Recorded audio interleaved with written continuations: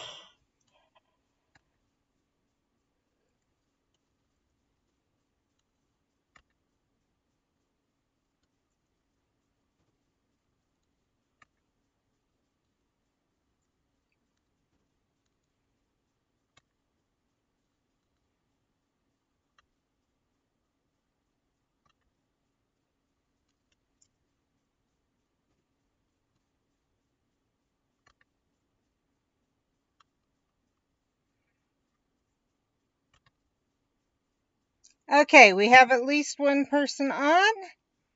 Let me start the video. A fight worth fighting, I think I need to turn this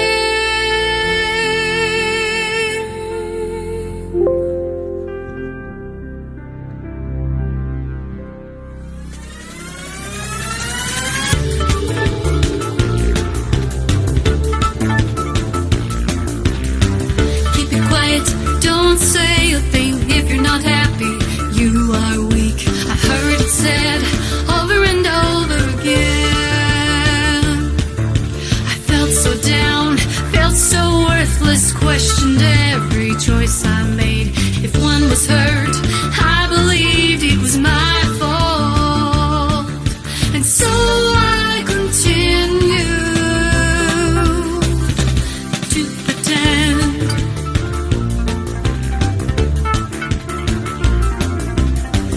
If you fake it, you will make it. Everyone told me time after time, just pretend and you will believe. But it wasn't true, it didn't work. How I felt never changed. What could I do? I could not go on. And so I stopped pretending.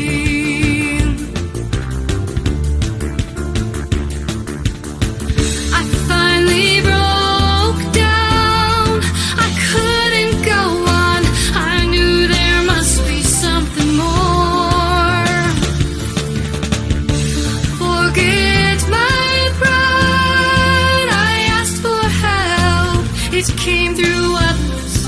I found my faith. Time to stop pretending. Time to stop believing.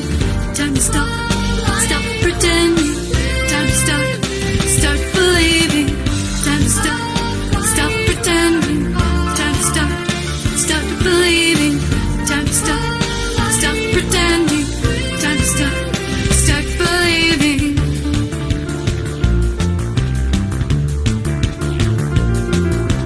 Life didn't stop or get easier. Things were hard, mistakes were made, but I could see a glimmer of hope. If you struggle and you fell down, don't believe the lies, the hype. Don't be afraid, don't hesitate. You are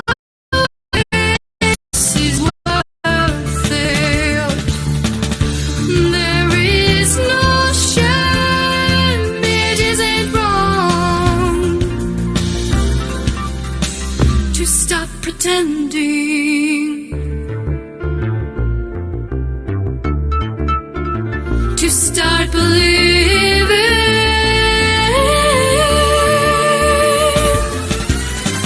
Time to stop pretending. Time to start believing.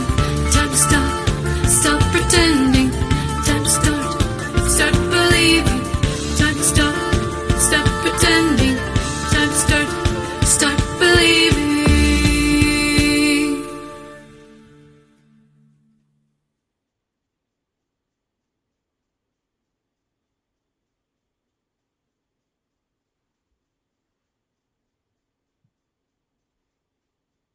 Just finishing up, getting the stream for Wizard Tonight ready, and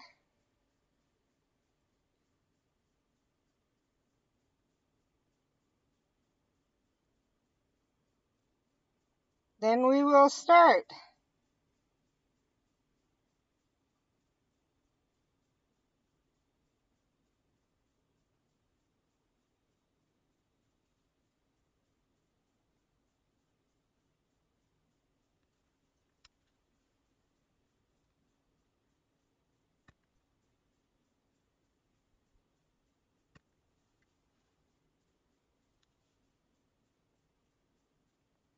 Okay. Hi, Milkman. How are you doing? Good morning to you.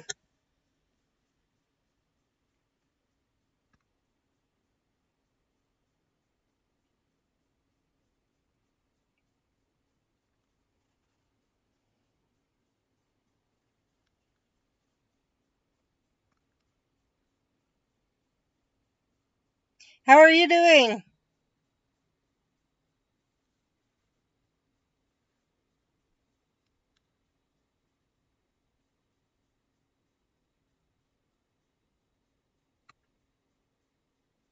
I'm glad you're doing well. So, actually, I forgot to show this. If you are interested in that video, in sharing it, please feel free. You can find it, A Life Worth Living, a song in video creation. You could search that on YouTube, or you can search for Anna Annawalt and then scroll down in her stuff. I am able to use that video on my... Oh, I totally get it. I'm able to use on my streams because it's actually a collaboration between me and my best friend. So Anna is actually my best friend.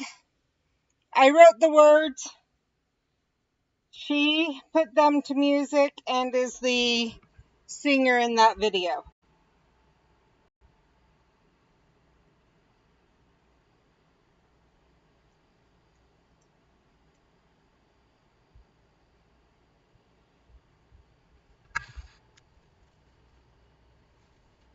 And especially this month, the reason I'm sharing it at the beginning of when I start, and if people ask, I'll share it during the time, so, but like while I'm streaming, but at least at the beginning of every stream, I'm starting with it for September, because September is Suicide Awareness Month.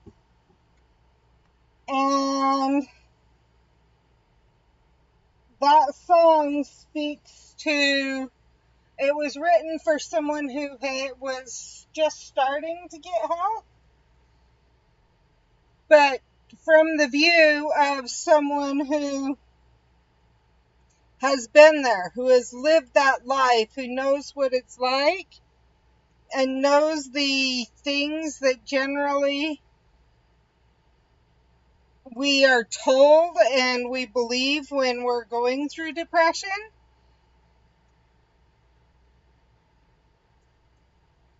and to, with the intent to give hope, because there is hope. Even though during depression it may seem like there isn't, and like you have, like, you'd be better off gone, it's not true. There's hope. There's all things are constantly changing. I'm not saying life will always be easy if you get help and work through depression and things. It's not always a perfect life,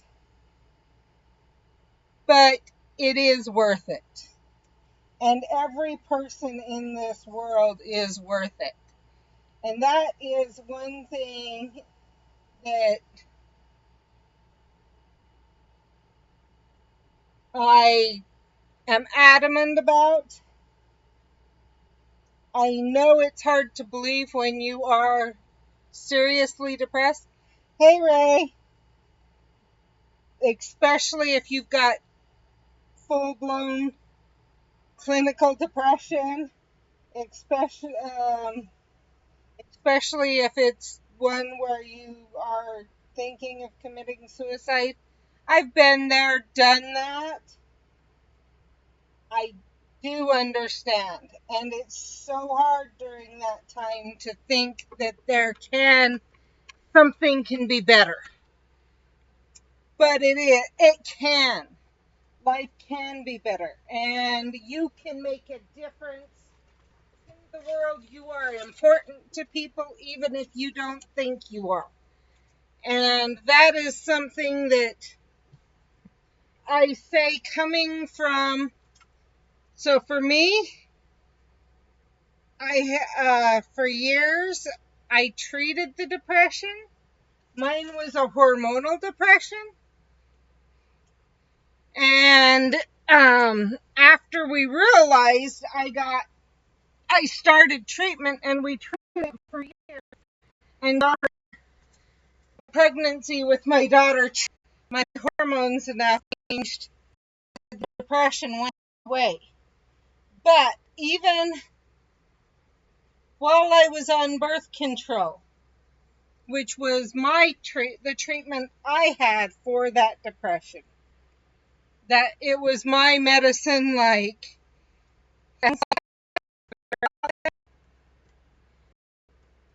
and even on those, you start to realize that you can be going through the very same things, but when you're depressed, there's a different mindset to it, a different way you look at life. And it's not, I've heard so many people say, well, yeah, so because of that, you just change your mindset.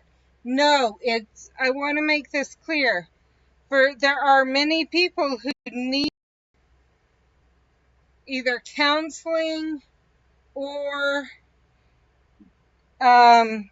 drugs, medical treatment, because things how that thought really kick in. And it's only once the treatment has started that the rest can happen. There are those who can deal with depression just by changing the way they look at the world, making a conscious decision to change the way they look at the world. I'm not saying there aren't. But more commonly, it's very likely that people need outside help, whether it's from counseling or from drugs or both, to get the help they need. And there's nothing wrong with that. In fact, it is to be commended when someone realizes that they're struggling and reaches out for that help. And that's what I wanted to portray with that song is if you are struggling or or yeah, if you are struggling, don't be afraid to reach out for help. And don't just accept that you have to keep pretending, because that's what so many people with depression do is they put on a face. We've seen that with some of the people that have died from suicide that due to depression. You later find out, people had no clue and they seem to be the happiest, funnest people on the world. And those people that you may have no clue about may be suffering the most. And they may be the ones smiling at you and smiling and lifting you up and building you up when you're down. And what you may not realize is they may be fighting their own demons and pretending. So if you think someone may be down, it's okay to say, hey, if you ever need help, I'm here. Share the song with them, please. That if we can reach one person, save one person's life, that will make it totally worth it. One person. If we save more, even better. But having been there, done that, if we can, I know what it's like, and I would like to help other people.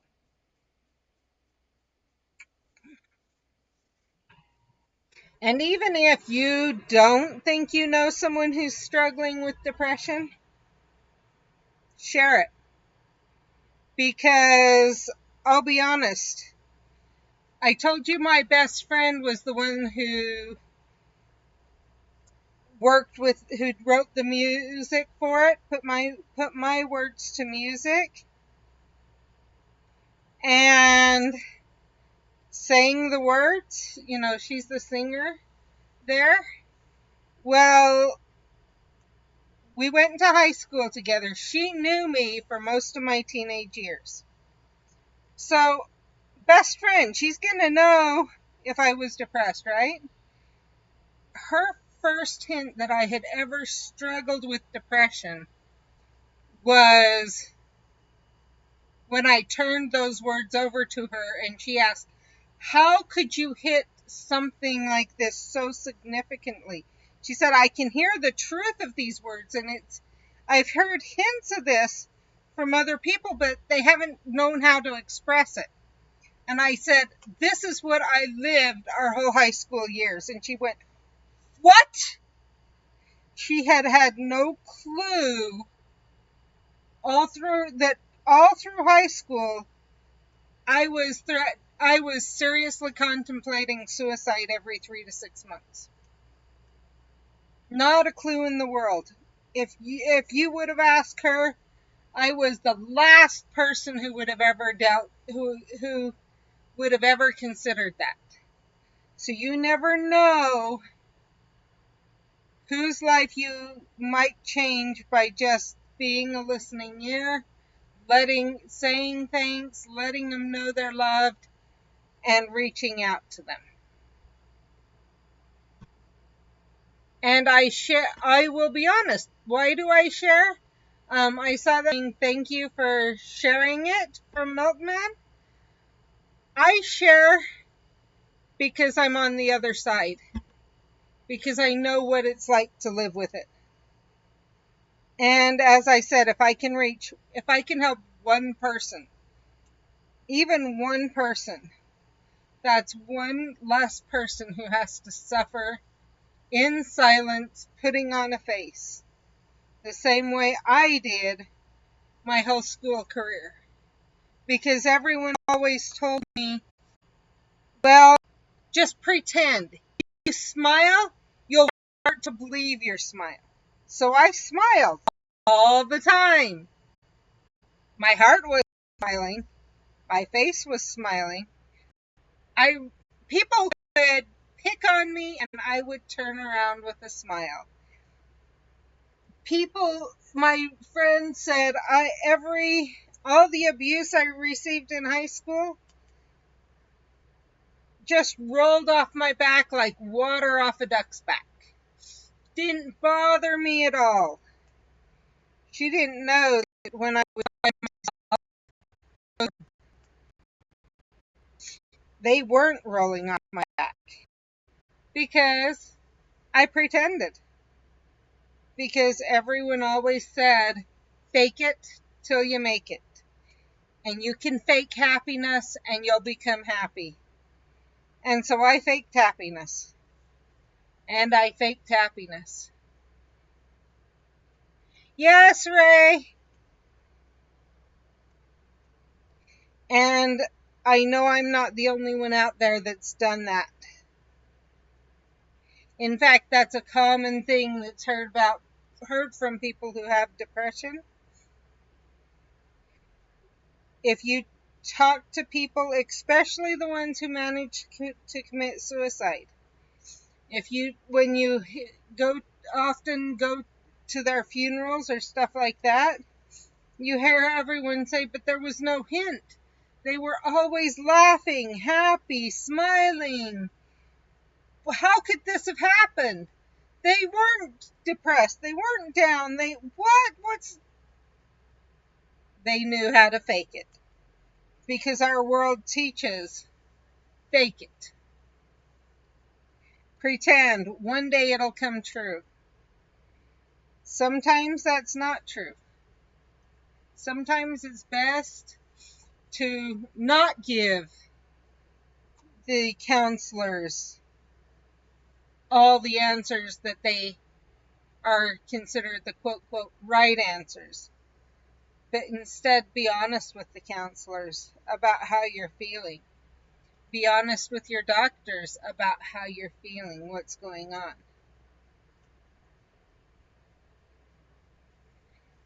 And so, yeah. And I'm glad you did, Ray. And my thing is, and the reason I'm starting my streams the way I am every day this month, and I probably will start with an explanation every single day this month, and it's because it is Suicide Awareness Month. Helping people realize exactly that. I'm guessing from the way you say it, you feel a lot better. Life no longer looks as bleak. Am I right? There is hope out there.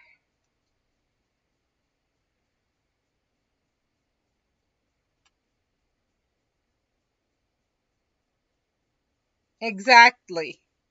And so those of us who have been there, done that, we know that.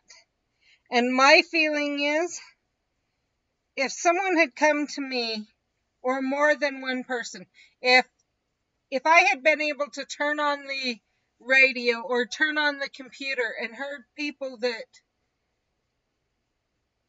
I enjoyed spending time with saying that they'd been depressed and they'd been able to get help, either through counseling or through drugs or whatever, and life isn't as bad, I might have been more willing to look at getting help. But when I grew up, depression was seen as a weakness. And only the very weakest would get depressed. I don't think that's true. I think that those who manage to live with depression for any amount of time are actually some of the strongest people out there. Having lived it, I know what it takes during those times when you are the most depressed, to get out of bed, to just get out of bed. Honestly, if people understood the how hard it is at those times to get out of bed or to turn in that paper, etc. I think it would shock people.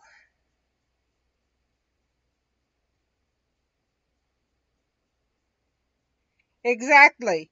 So did you get to hear the song that I wrote with my best friend, that I wrote the words to and my best friend wrote the music to, or did you come in after that?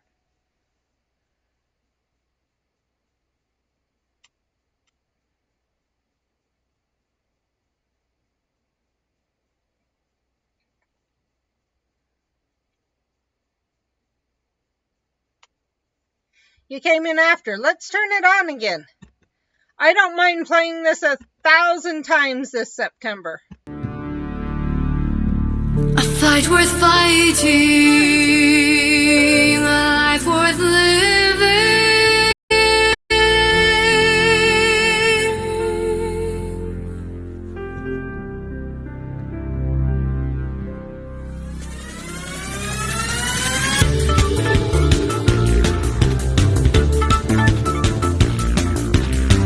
Keep it quiet, don't say a thing if you're not happy. You are weak. I heard it said over and over again. I felt so down, felt so worthless, questioned every choice I made. If one was hurt, I believed it was my fault. And so I continued to pretend.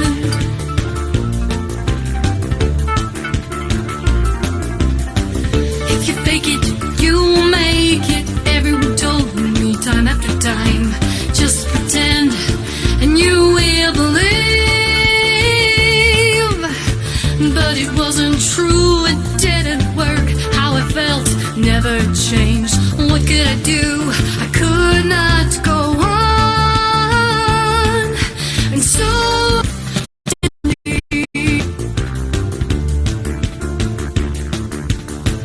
I finally broke down. I couldn't go on. I knew there must be something more. Forget my pride. I asked for help. It came through others. I found my faith. Time to stop pretending. Time to stop believing. Time to stop pretending. Time to start believing. Time to stop pretending. Time to start believing. Time to stop pretending. Time to start believing.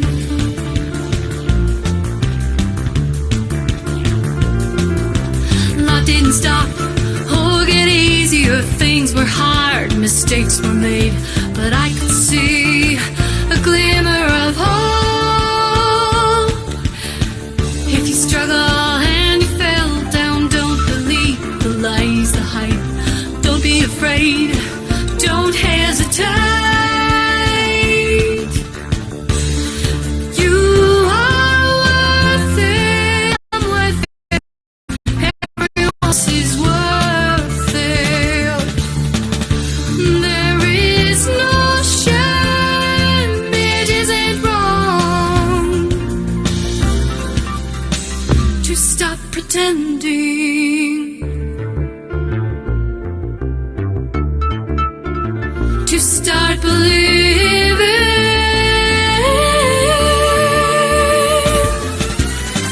Time to stop pretending. Time to start believing. Time to stop pretending. Time to start believing. Time to stop pretending. Time to start believing.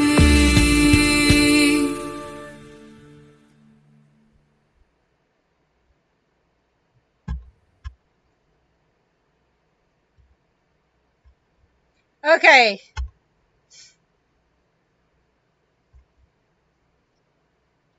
Doesn't that explain exactly the feelings that you get during depression, and then after the truth you find, if you actually get help, that it. And so those words, you can tell. Anyone who's lived with depression, I feel, knows those words, knows what I knows exactly what is said there, because they've lived it. And those who have received help,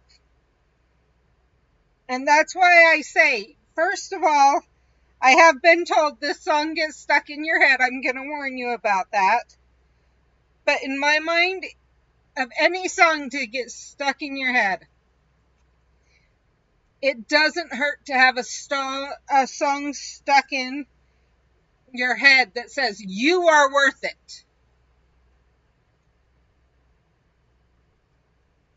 And time to stop. Stop pretending. Time to start believing. Whether that belief is in yourself, in a higher power, whatever that is.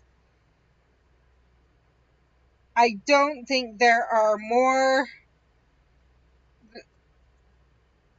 I, and okay, yes, I wrote the song, but at the same time, it came kind of like Amy's story is. It just flowed. Because you see hope. You are starting to believe, right?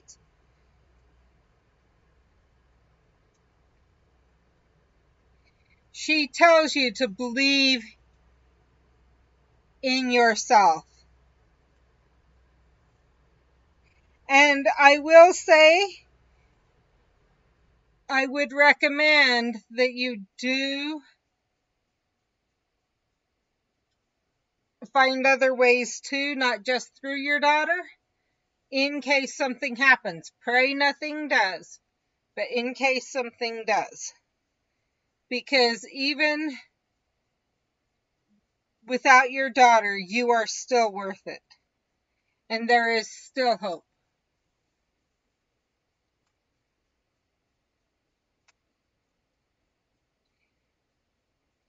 And I'm not saying, let me make it clear, I hope nothing ever happens to your daughter, and that you live until you're in your hundreds and you die and she lives after you. She continues living after you. But one thing about depression is when we base our ability to depression on one thing, what happens when she hits the point she's daddy's girl, or she's that horrible teenager that hates mom, or things like that.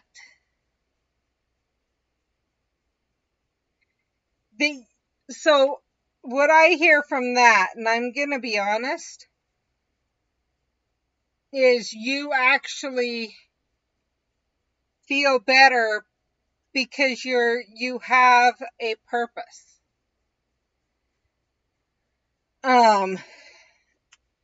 You are doing something for the future.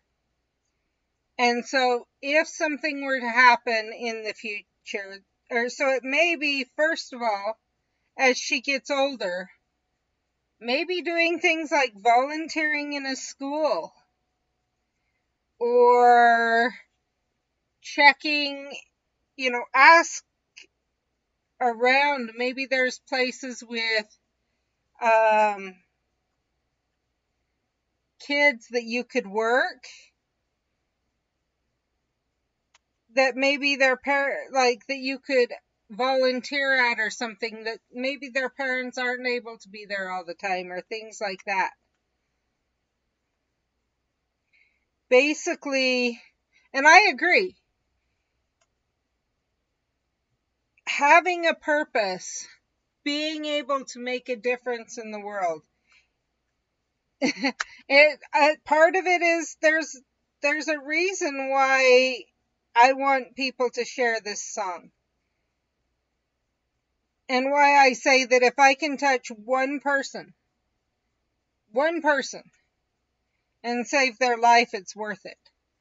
Because it means that I've made a difference to someone. I've made a difference in someone's life. I will be honest, I have not struggled with depression for 20 years.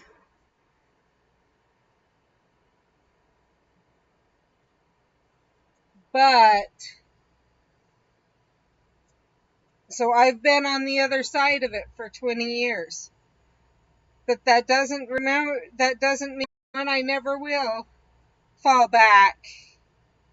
And it doesn't mean, too, that I don't remember those feelings of pain and anguish that I had while I was depressed. I'm glad. And that's part of it, is it's finding ways that help you deal until you can find that hope. And I'm going to reiterate what I said. When I was growing up, we were often made to believe that people with depression, people who thought about committing suicide or committed suicide, were weak.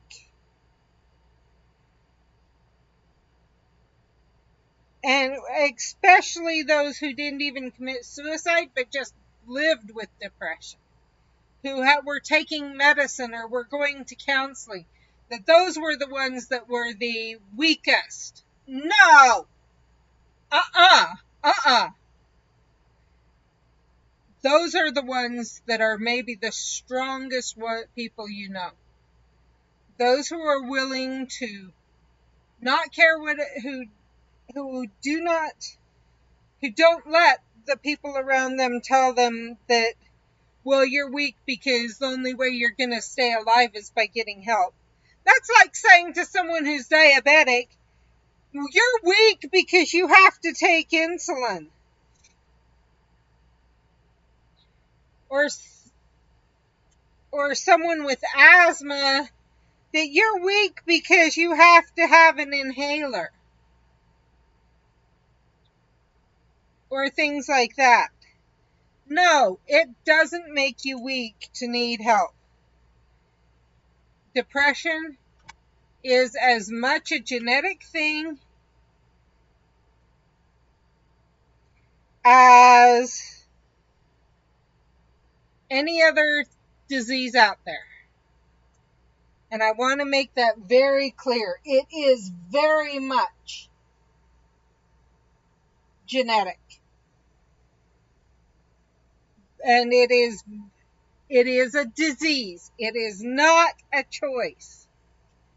Depression is rarely to ever a choice.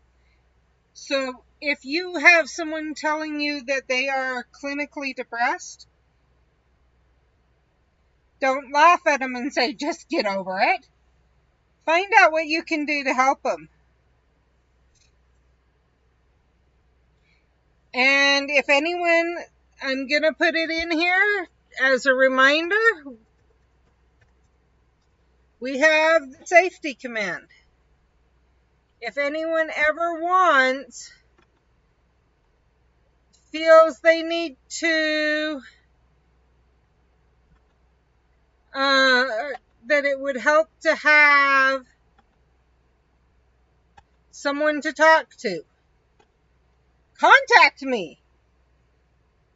Whisper me here, whisper me in Discord, drop a bop in the channel. If you drop that bop, one of my moderators or me will contact you. If you want to talk to me specifically, bop me.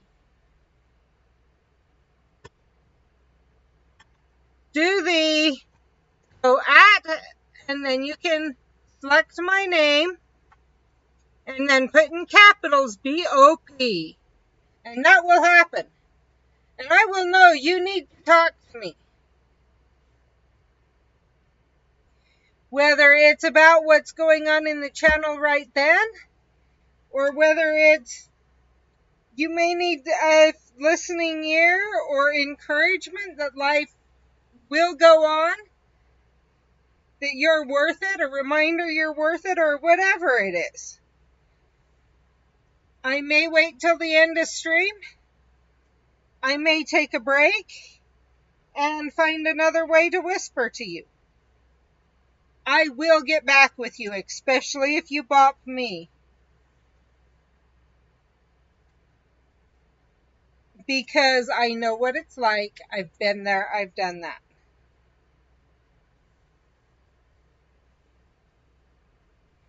Now, let's see. I'm going to go look at this.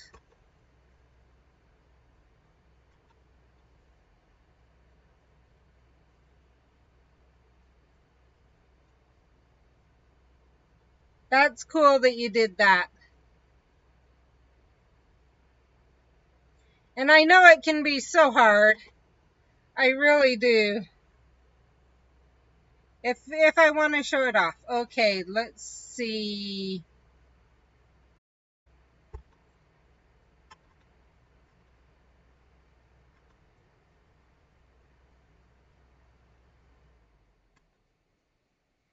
There's her tattoo.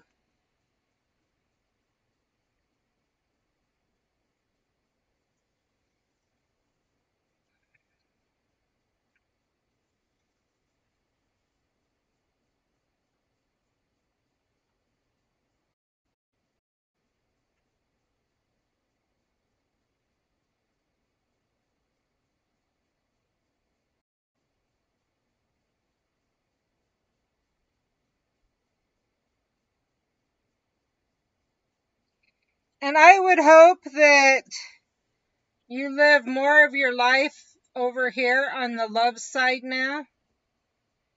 This than the other way.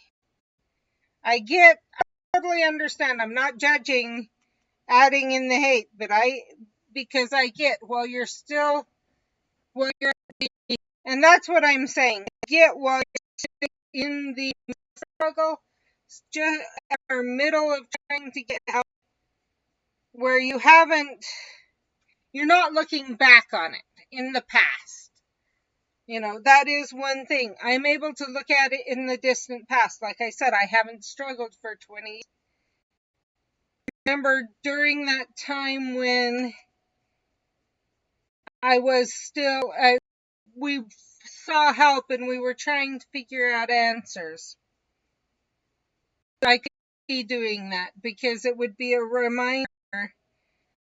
I'll do this and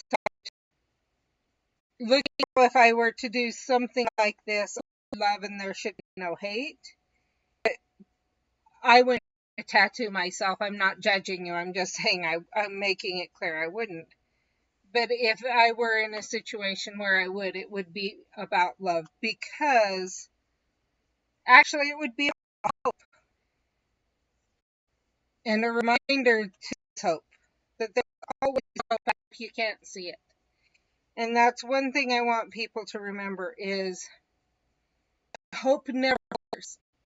And I think they are the ones who are the most depressed. They're the ones stating the demand.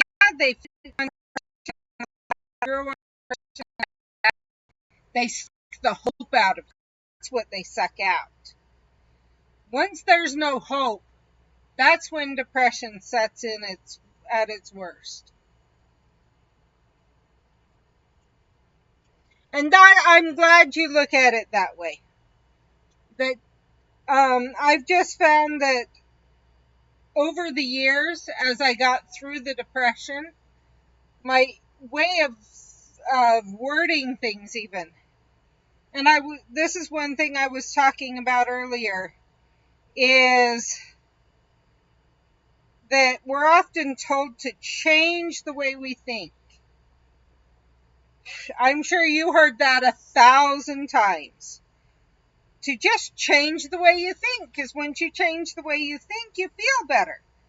Well, it's actually and I'm going to put this bluntly, as you start to feel better, the way you think changes. It doesn't matter how many times you try to drill in your head to change it yourself, it doesn't change. It's as you feel better, as you find that hope, the way you look at things changes.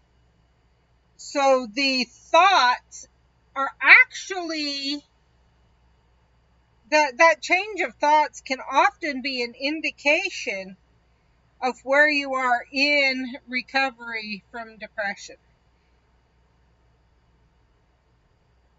Is what and how far down the road you are in that recovery is how would you phrase things.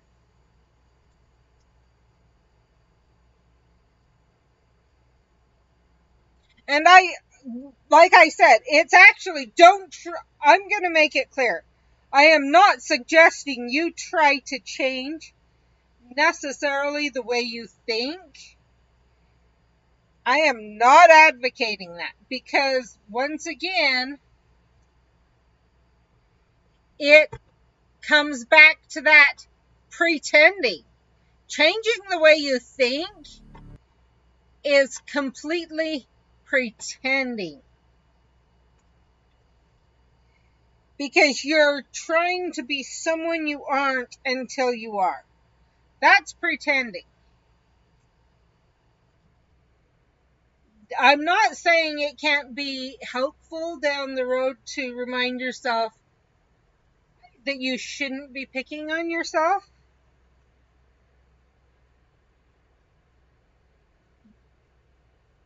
But at the same time,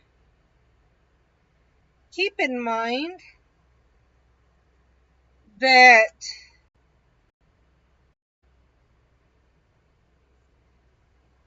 it's more that those changes are very, each change builds on the other. And from what I found, it's hope. As you can find hope, then it becomes easier to change your thought process. So for me, as I look at that tattoo, and I can totally see where you're coming from. I have PTSD. We didn't know I had PTSD when we knew I had hormonal depression.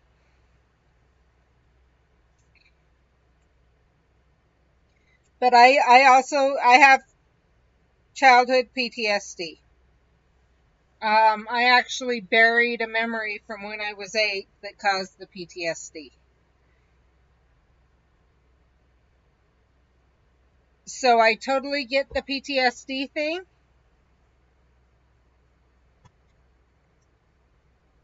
And for me,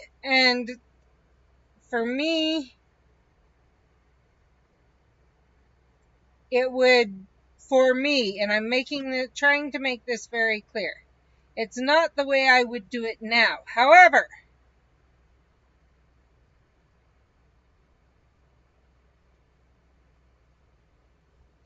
I will say that there was a point where I probably would have done that. That I would have used the same thought process.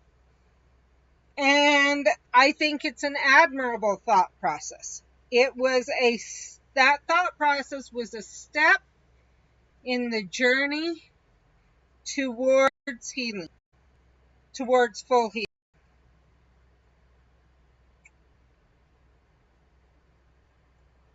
And it's so the thought process did not change to match yours, or change from where it was. I'm trying to say it didn't change all at once. It was years and years and years and years of a little bit of change here and a little bit of change there in the way I think and whatever.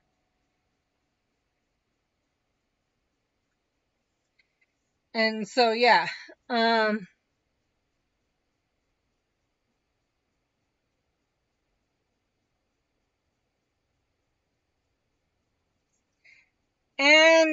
That's the key to remember. You are better than you were, and you are strong enough.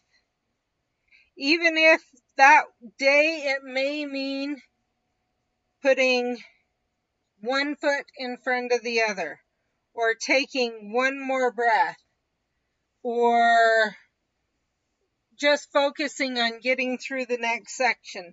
Maybe even curling up in a ball in your bed until you can get your emotions under control, or until you can get into counseling or get on medication.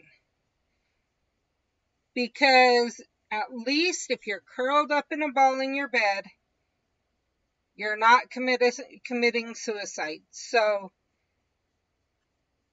if you would hurt yourself or consider or be or at risk of committing suicide, at that point, it's okay to give yourself permission to sleep. As long as you arrange with someone to make sure you have an appointment set up to begin the journey, to begin the process of moving beyond that.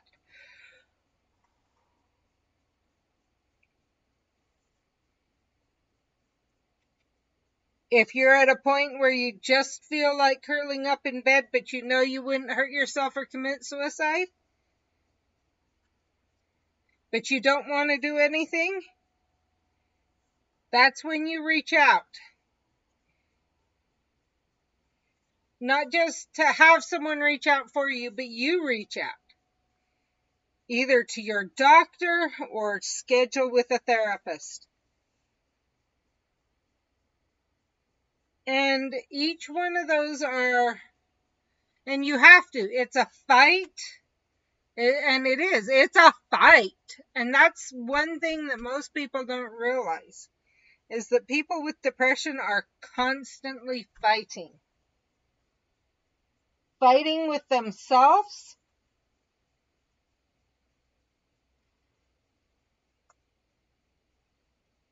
And that's what's the hardest part. It's not even just the fact you are literally, and I'm glad most places do, but still, it's just being able to have that, to have somewhere to reach out to. But that's one thing I think a lot of people don't realize.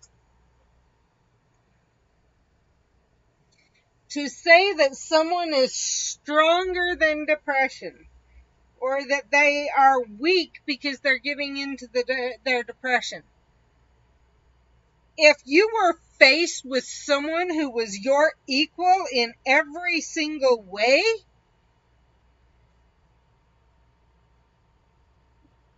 in a fight, and you lost, and you were not, you lost the fight, but you were in the middle of the fight,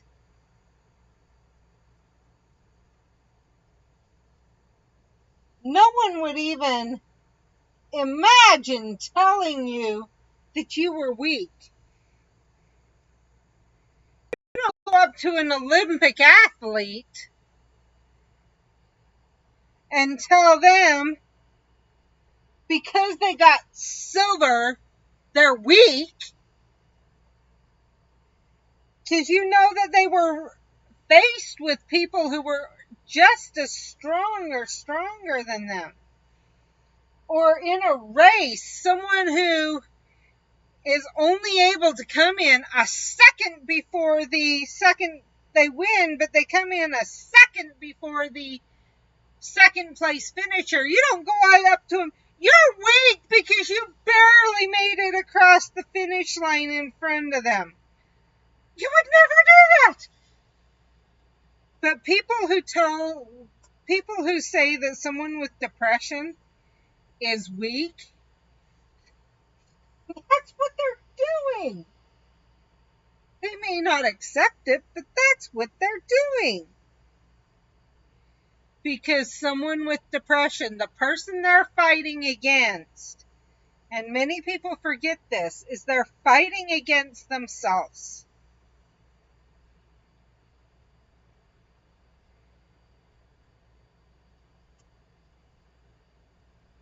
And I'm glad you did call when you had postpartum depression. And that's my thing is, to me, that you won that fight.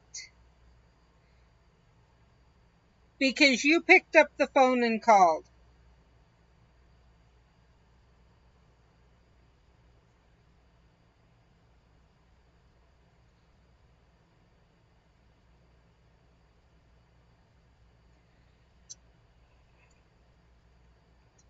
And so when someone in the future, when someone tells you you're weak, you can look at them and say, no, you're not. You are one of the strongest people out there.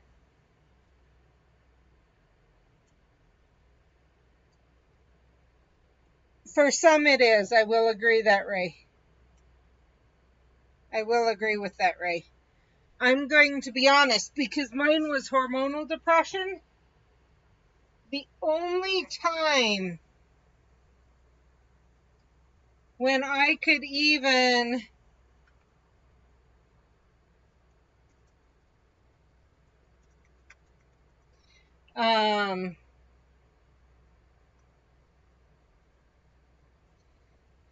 when I was out of depression, like my pregnancies were some of my happiest times until after I had my daughter.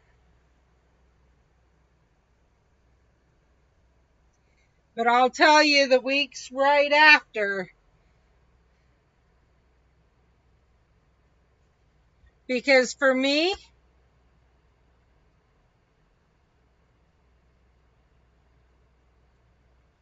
so I'm going to tell you the experience of my oldest, because just to show you I do know what you're talking about. So my oldest, I got pregnant. I was happy. Everything was going good. And then I went into preterm labor. On Thanksgiving Day, I went into preterm labor. And I was put on full bed rest with medication.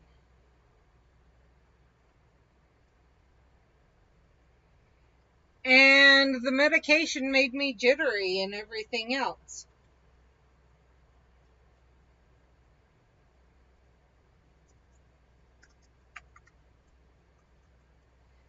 And all I could do was lay in bed.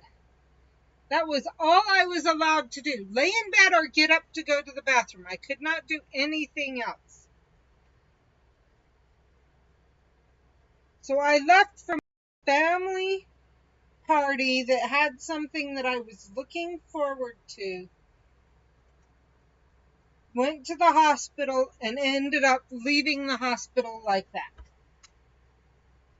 So, okay. Then, finally, we get to where he's not preterm anymore.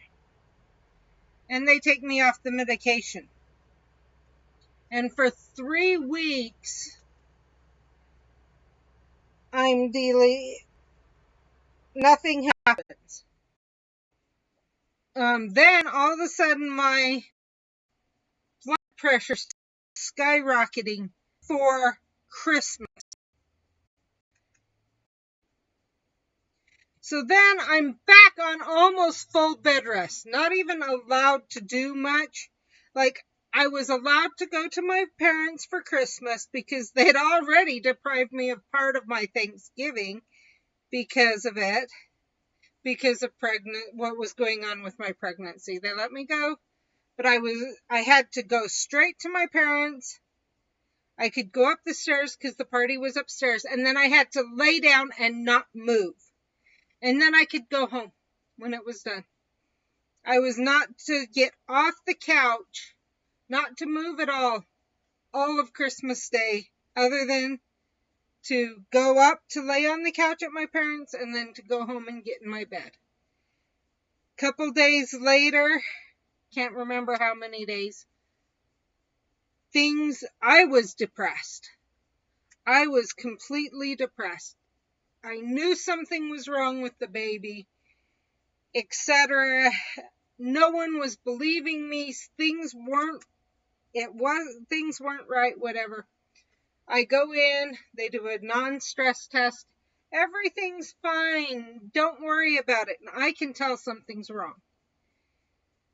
I go in, so that was a Saturday. I go in Monday.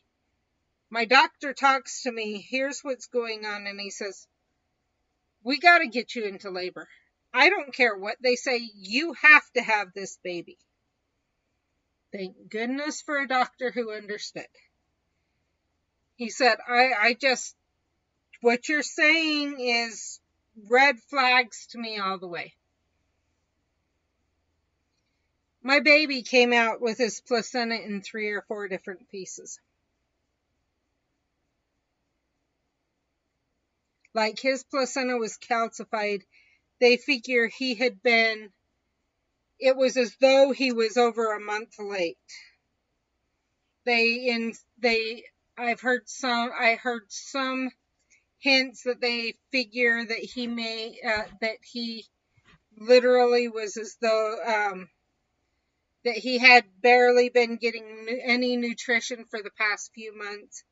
And the hints were that he would have died within the next couple of days, had we not listened to my instinct and realized something was going wrong.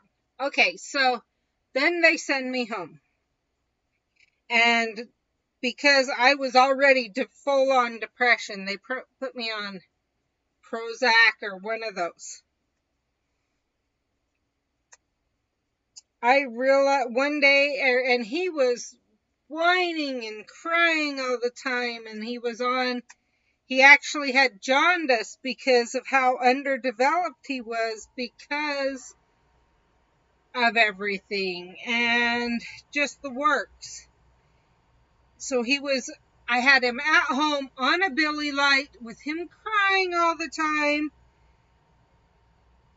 trying to feed him. He'd only eat for like 15 minutes max, like at a time, but then he wouldn't eat for another 3 hours. And he was gaining weight, but you're supposed to feed him for 45 minutes because I was breastfeeding. There's no way he's getting enough. Even though he's gaining weight, there's no way he's getting enough when you're only feeding him for 15 minutes max. So I'm fighting a feeling like I'm not able to provide, that he's not getting enough nutrition, knowing he's on the Billy Light, and he's crying all the time, and my medication wasn't working. And I got mad. And I went to yell at him, and I stopped just short of hurting him. Had a moment, the briefest moment, but a moment of clarity that I will always be grateful for. Put him in his crib, walked out of the room, and made a call. And I said, we've got a problem. And I said, we have to figure this out. If it means I can't breastfeed him, it's better than hurting him. I am too depressed right now. Anything else to be a good mother for him.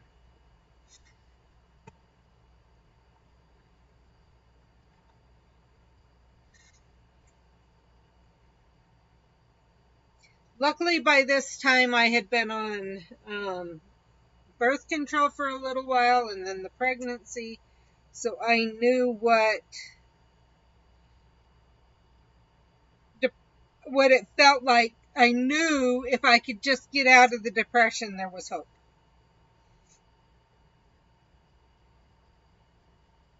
And I knew I was depressed. There was no doubt in my mind. And my doctor said, "Oh, you're only a week. Would have preferred we don't put you on birth control this early, but you know what? We can't risk it. We cannot risk it. We don't have time for another to mess around with medications and hope we can get the right dose. Not if you're at that point." He said, "You aren't allowed to be alone, to be left alone for the next 3 weeks until we can know we've got you under control." And I knew I wouldn't be. Luckily we were living close enough to my parents. Once I got off the phone with my doctor and got the right prescription, I called up my parents, my mom, and I said, "Mom, here's my doctor's orders here, and I'm coming over." And she said, okay. She didn't really like it, but she understood it was my doctor's orders.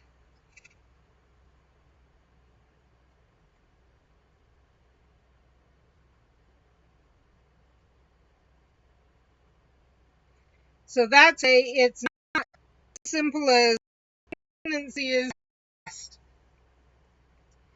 or it's postpartum, the time after. With my second child, as soon as I delivered, they had me wait 2 or 3 days. They said, "We want to at least try and give your milk supply a chance to regulate enough to become secure, but we are not risking it this time. There's no playing around. We aren't mucking around here. You go down, when you go down fast, because the baby has taken, because you're no longer getting those hormones, and those hormones are what are keeping you from depression." And so I literally, against usually recommended things, I was on birth control 2 or 3 days after having my second child. Night and day difference in recovery.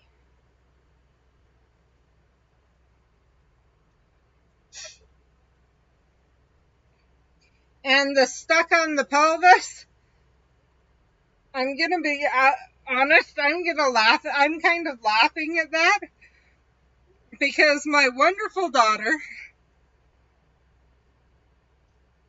Okay, so I threatened to miscarry her for 3 months. I had a month break and I went into preterm labor. And I was put on partial bed rest. And I ended up staying on partial bed rest for something like 4 months, 4 to 5 months. They finally said I could have her. And I went into what I believe was full labor. And then I felt the sharpest pain in my hip you could imagine. And then I was in labor on and off for the next 3 weeks. And finally one day I just needed a break. Middle of the night, just feeling sore, everything else. Went in, got in the tub, and I'd been using lavender to try and relax everything in my tub, because lavender will help relax, but nothing. I picked up some peppermint oil, and it was the middle of the night, so I didn't turn on the light, and I thought I dropped in 3 drops. And it quickly became clear it was more than 3 drops. Well, I went into full-blown labor also. Peppermint reduces swelling.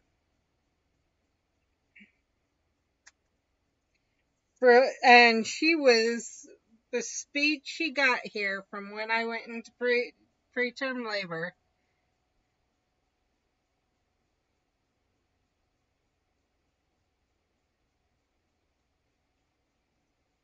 was,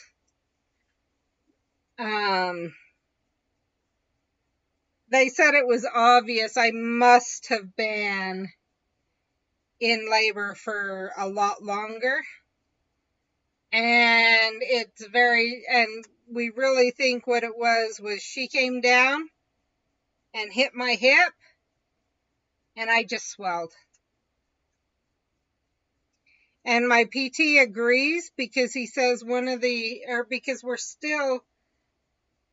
there's two areas we have our biggest struggles with in my body. One's my neck and one's my hips. And he says he's pretty sure from what he felt, how dislocated they were the first time he worked on me, that she had actually dislocated my hip when she first started to come. And I literally had to have it stretch enough to dislocate in the right way that I could deliver her. And I will say, so with hers, 7 or 8 o'clock, I kind of felt, it was when I realized, I think this is labor. Remember, I'd had 2 other kids. So I knew we had a doula set up. So we needed to get a hold of her. We needed to get the kids to someone to take care of them, whatever else.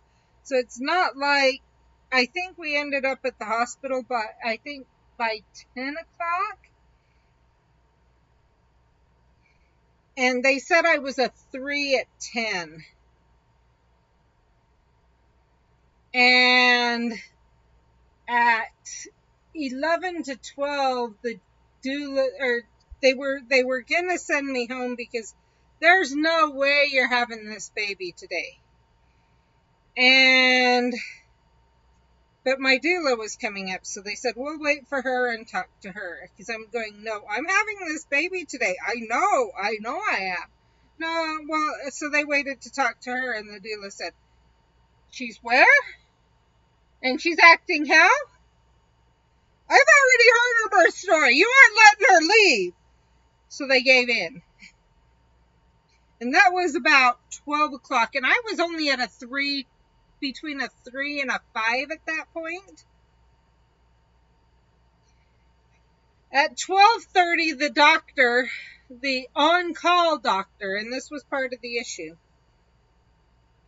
walked in. 12:30 or 1. And said, you know what? We know how much of a hassle it's been. You've been stuck at the same point for this long, but I can tell you're having decent contractions. So we're going to pop your water and see what. And you'll probably have this baby like late tonight, tomorrow, something like that, Then I looked at him and I laughed and I said, break it and then stay over at the nurse's station. No, it's okay. My office is right down. Break it and stay at the nurse's station. He wouldn't listen to me. My daughter was here at 1:30 about. So I went from like a 5 to complete and full birth delivery in half an hour to an hour. And my doctor actually, and anyone who knows those who have heard my streams with my daughter will say, this is so her.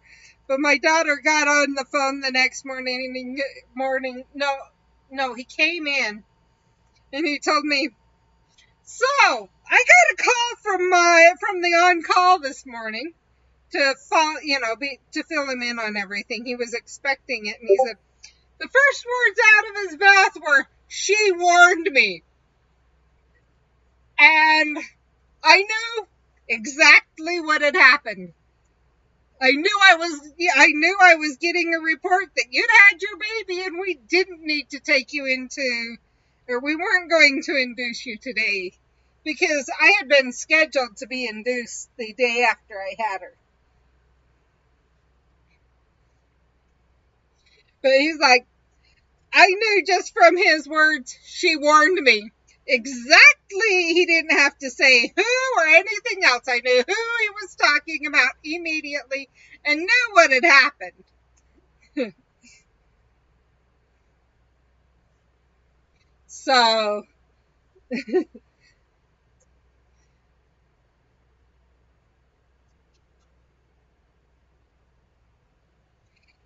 see, if my waters had been leaking, I would have had her probably even faster. But they were hemming and hawing and so determined I wasn't going to have the baby.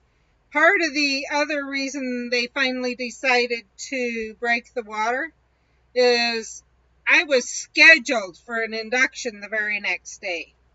And so they're like, well, if it doesn't work, we'll just start the induction a little bit early. And so, and like I said, this was my third child. So it's very common to water breath. In fact, I think I had baby for 3 weeks. So getting to that 3 wasn't an indication of anything. My first child, I went into a doctor's appointment. I went into his doctor. They were like a 2 or a 3. I can't. But I questioned. And okay, you know what? Dacia.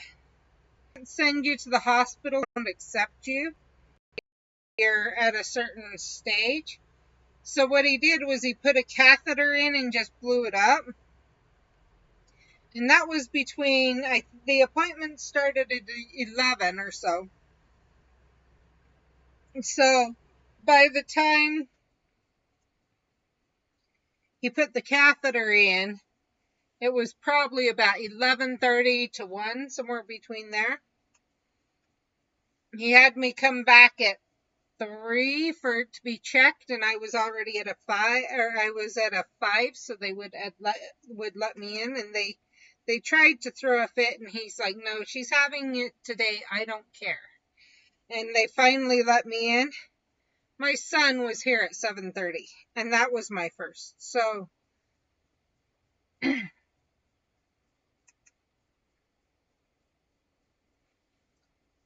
I would say, and I don't remember, I didn't get Pitocin until, I don't even know if I got Pitocin at all with him.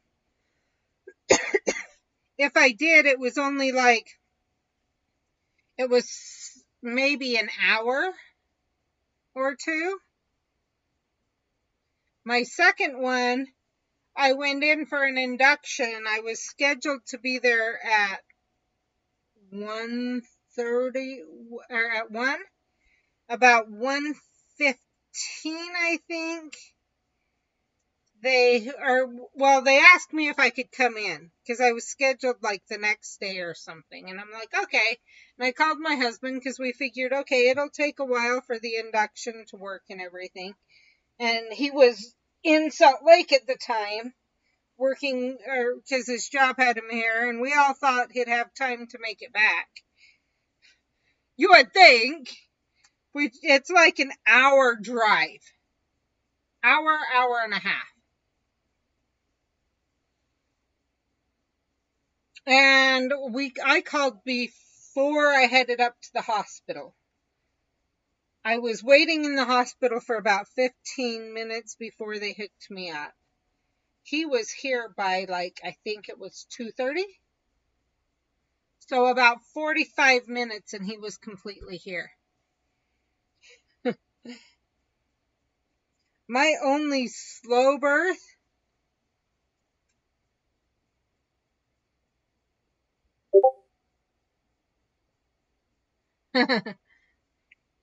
my only slow birth was um well,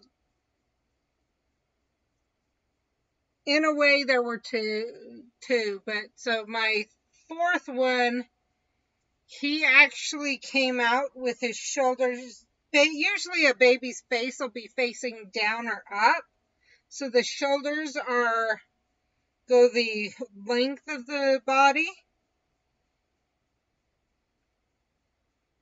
He came out, the darn kid. Oh, you can't see what's going on. I need to reload this. He came out, the darn kid. His shoulders. My doctor after him, once we got him delivered, and his was about a 12-hour. You know,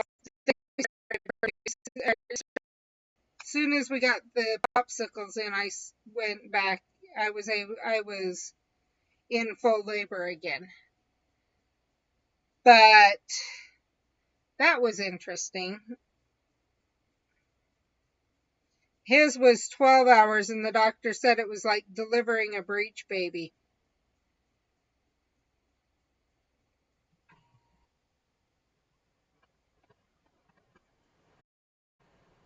I'll wait to tell you about my neck.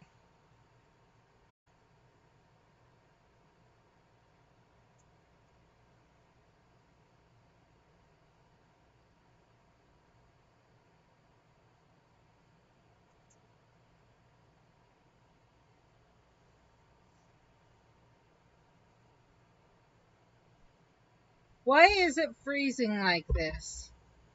Sorry, you guys, I am still going with that. There, now it's playing again.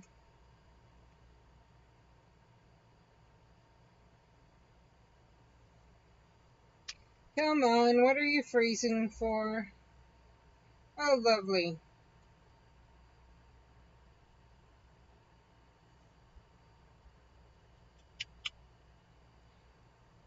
I don't know if I'm going to be able to finish this or not, because a lot of this I don't even have, and I still have one more page. We will see.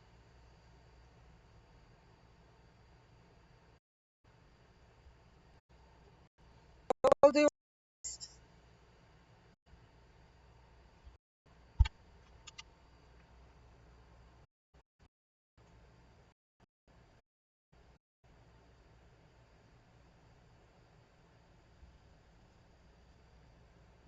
Forgot I can do it here.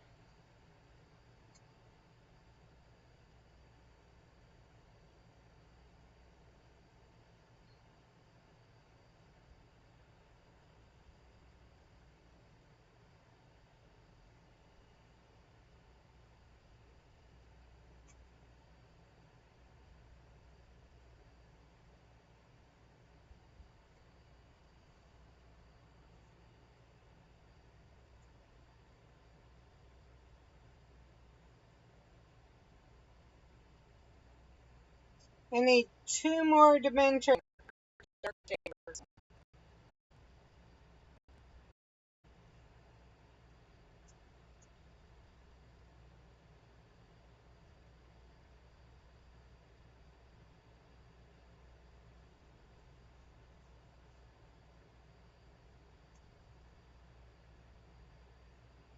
Trying to get the speed right and the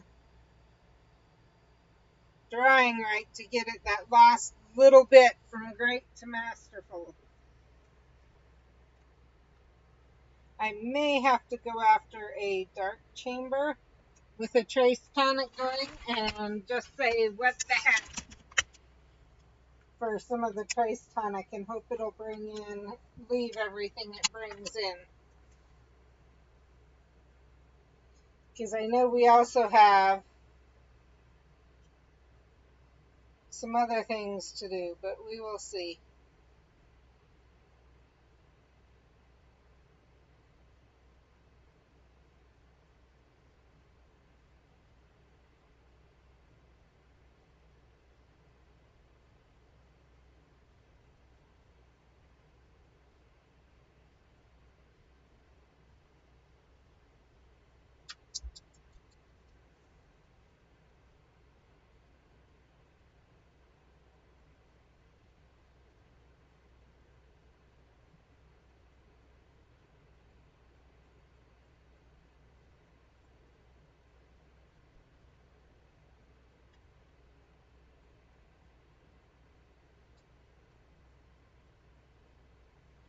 And it looks like you're frozen again.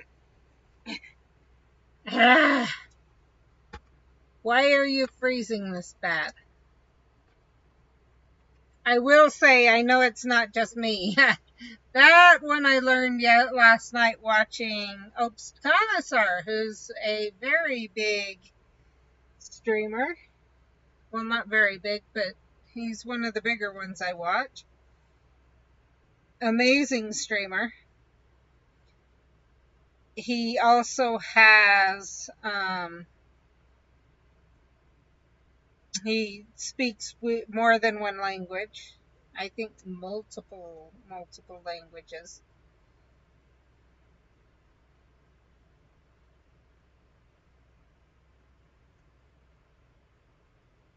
So, real, and he's a very fun streamer to watch.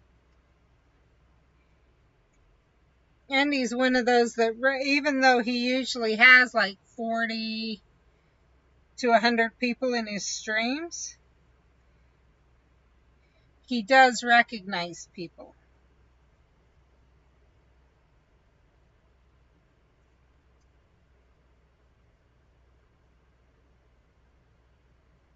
And he's not afraid to call out even small streamers.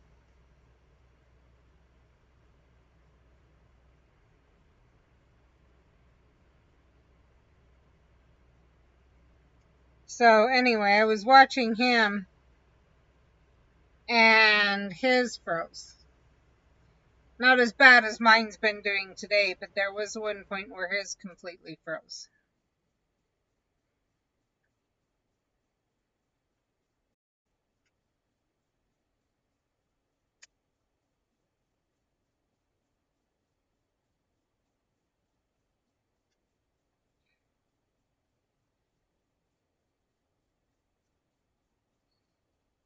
So it was nice to know it's not just me that has him freezing. 1, 2,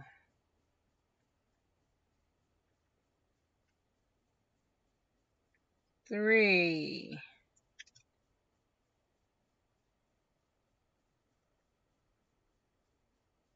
And that would be why I jumped out.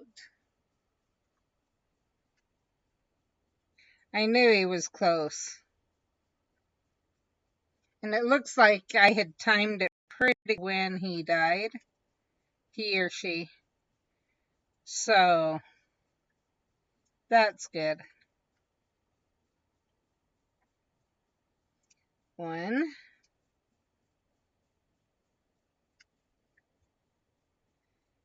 2,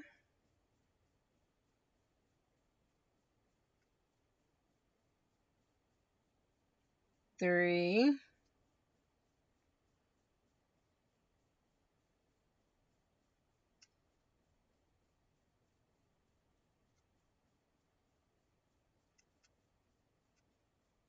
And because of what I'm seeing happening there, we're going to use one of these.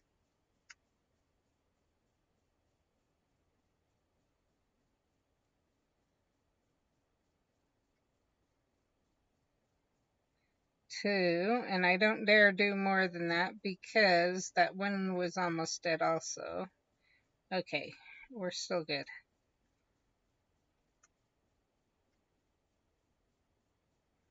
1, They obviously used a healing potion to keep themselves alive.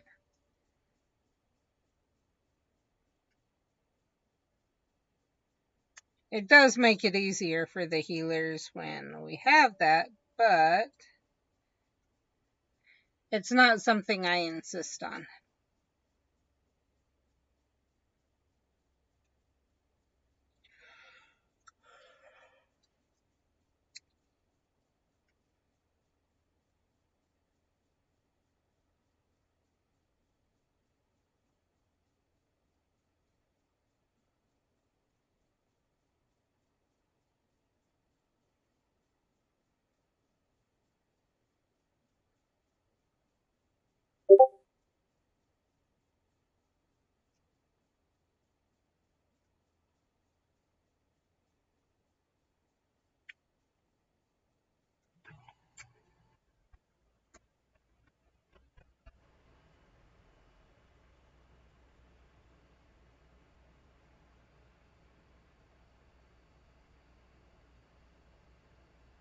So, to wish we had enough and giving me all of us shields by now, but I'm guessing something about how few there is in here or something is making it harder for them to do so, or they don't realize. So I'm not mad about it.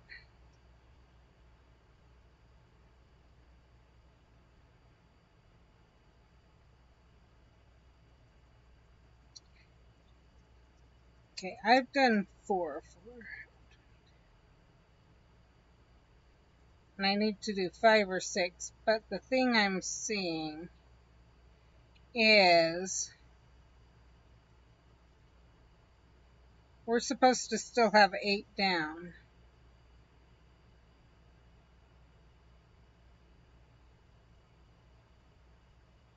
Nothing else is showing up though.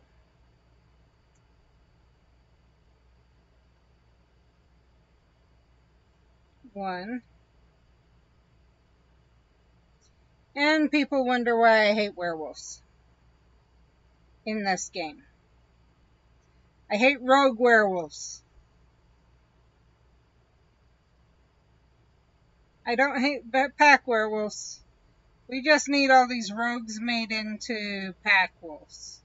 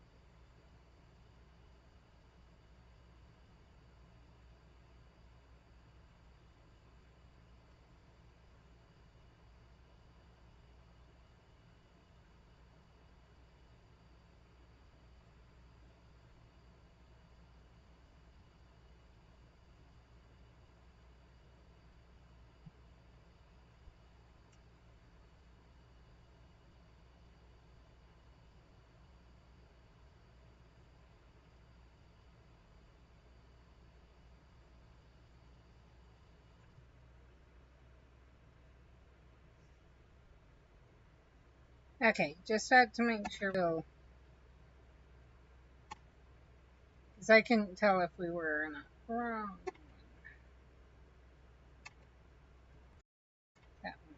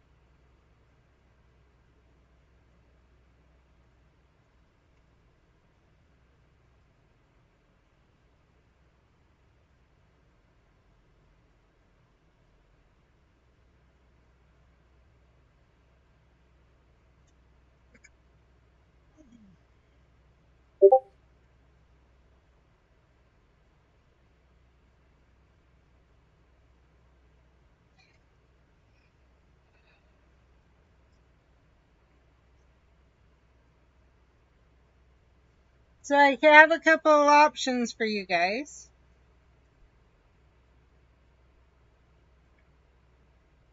If you wanted, we could turn on the music again, the video. I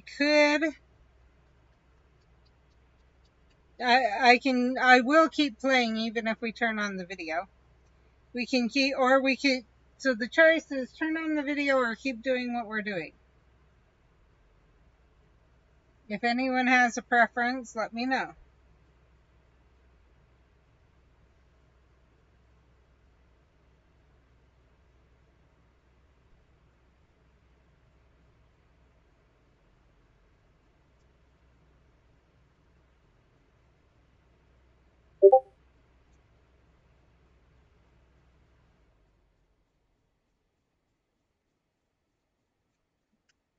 Because now until these are all gone, I'm going to keep going after. I'm hoping that I can get some magnificent spells casts. Hey Avery the Riot! Want to see my Suicide Prevention Month video that I'm playing at the beginning of every stream and off and on throughout?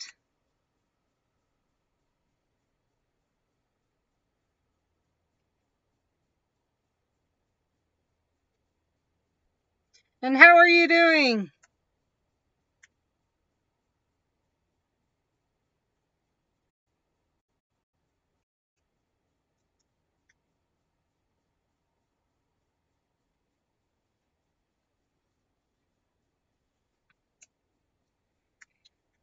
So, as I've said before, and I'll say it again, I am showing support for it because I lived with it for all of my teenage years, and I finally ended up with mostly working to where I was actually in treatment for a lot of my 20s until my daughter, basically I was on birth control a lot of my 20s until I had my daughter, and she changed my hormones enough that I was no longer in depression. But if I wasn't on birth control or pregnant, I was depressed for my 20s too. And I'm good right now. I'm glad that you're doing good also.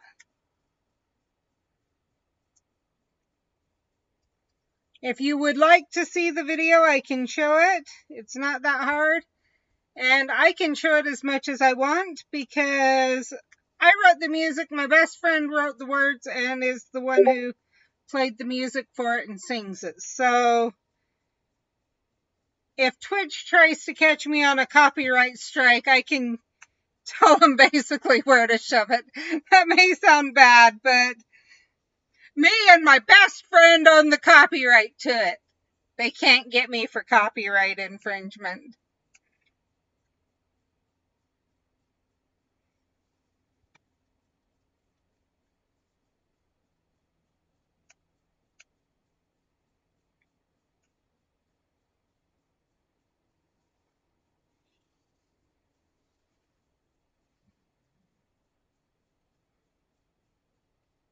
So if you want to see it, let me know. If not, we will just keep playing.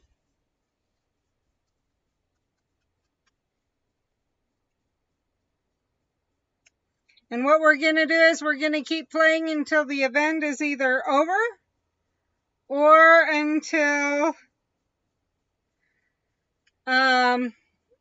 we finish.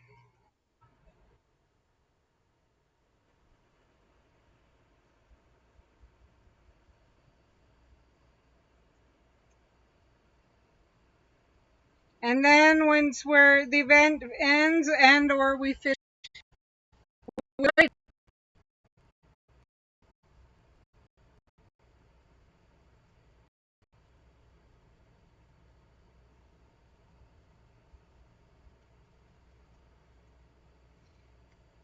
one reason I'm sharing the song is I'm hoping that it can reach, if it could reach even one person, great. If it can reach more than one, reach and help one person, great. If it can reach and help more than one, even better. And so I'm sharing it. Others people can share it from the YouTube page. Um, yeah.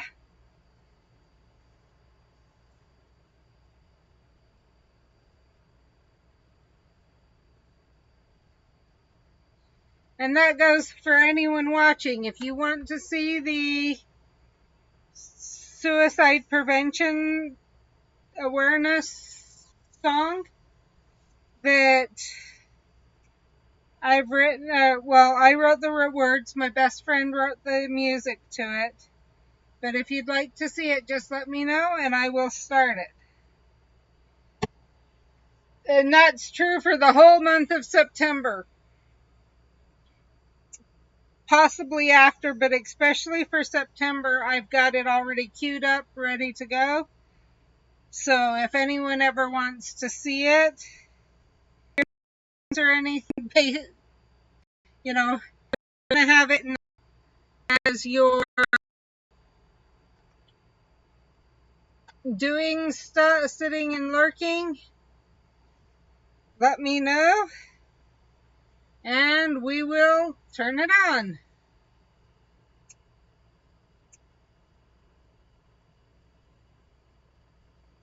It's about 3 minutes.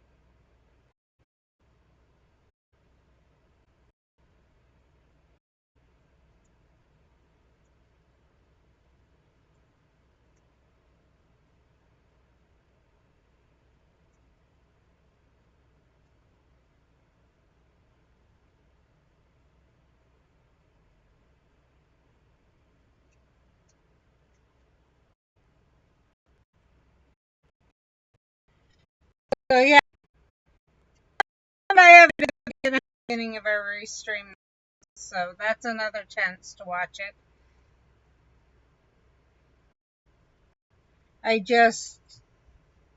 I really want to let people know there is hope out there.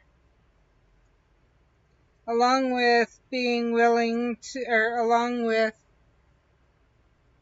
willing to talk about ways people can help support people who may be depressed, etc.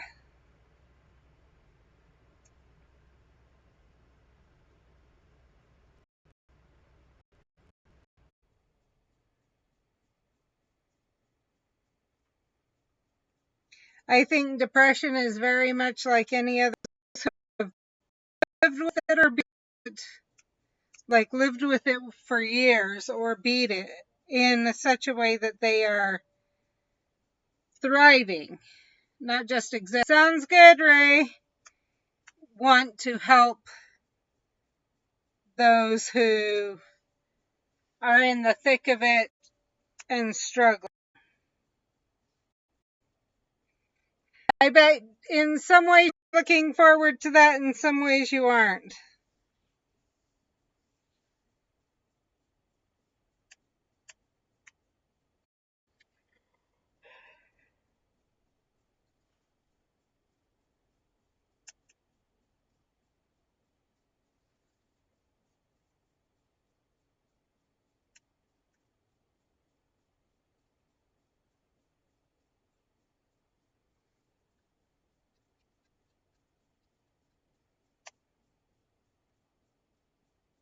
I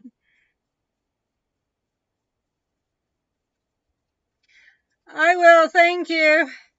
And I get the issue on sitting still. My other thing I've heard a lot of times is worry about the pain that,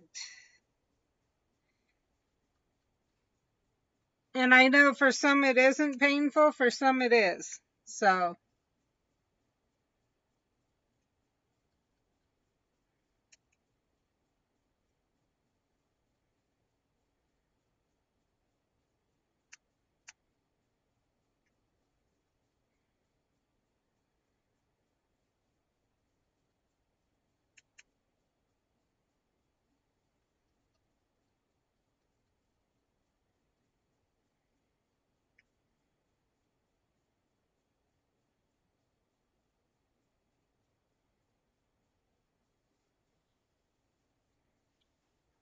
oh my word, I just realized it froze again. Sorry.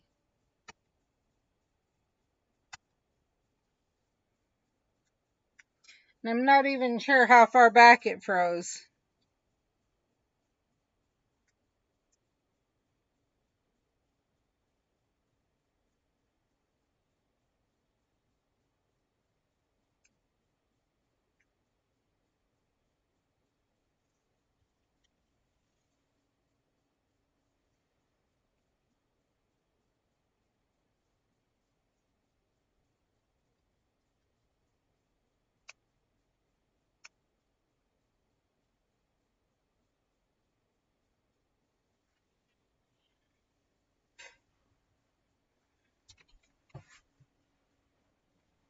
Just so people have a heads up, I am considering allowing you to use channel points for entries into the giveaway next month.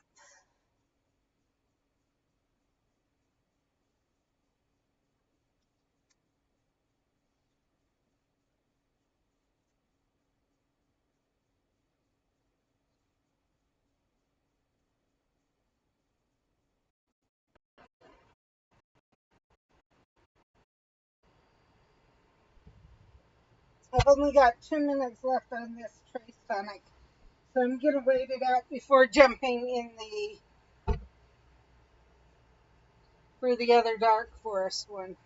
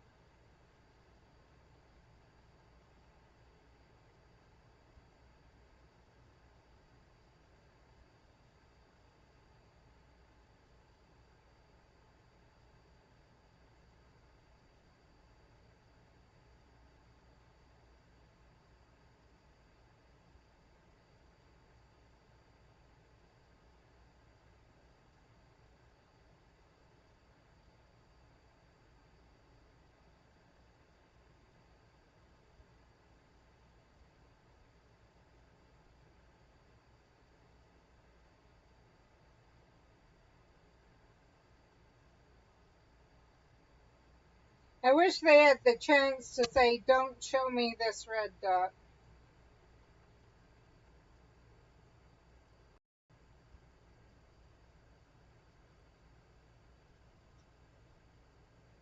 Okay, check them all.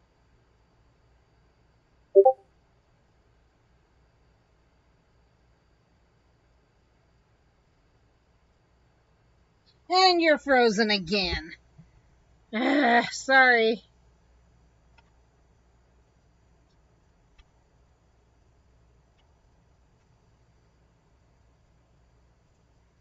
What is it doing now?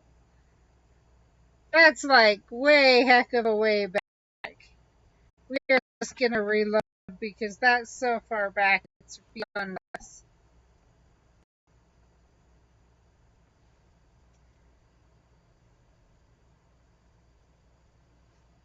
Okay, that's better.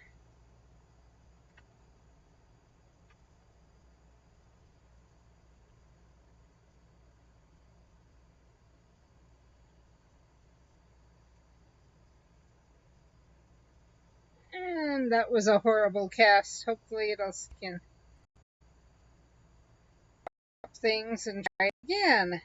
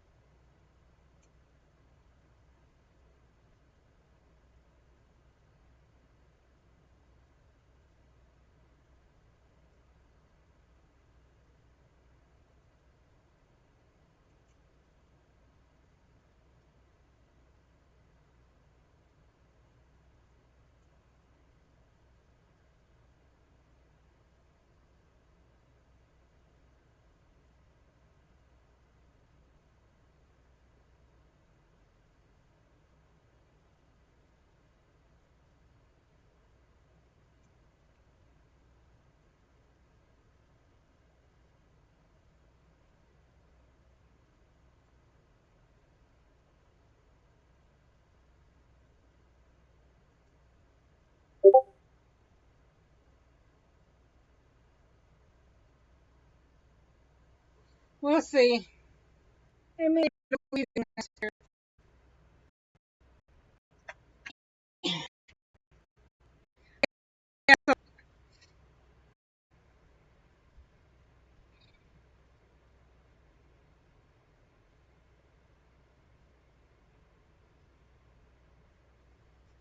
and you guys can't see again.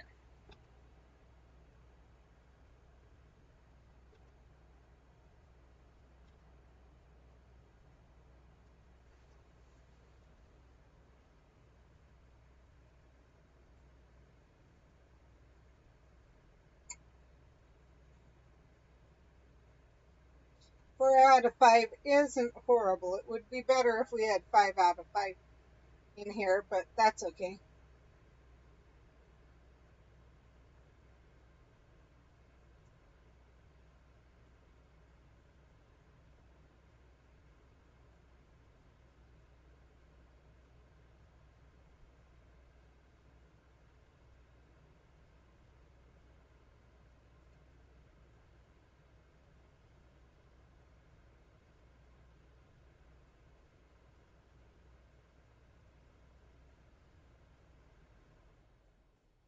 Oh, I don't even need to count. I was counting in my head. But we had 2 Maggies in here.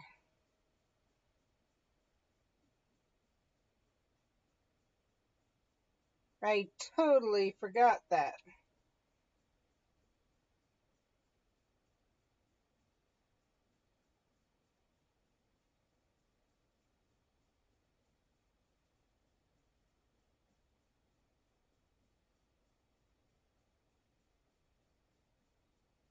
And yes, I am going to give them the benefit of a doubt and think that they are working.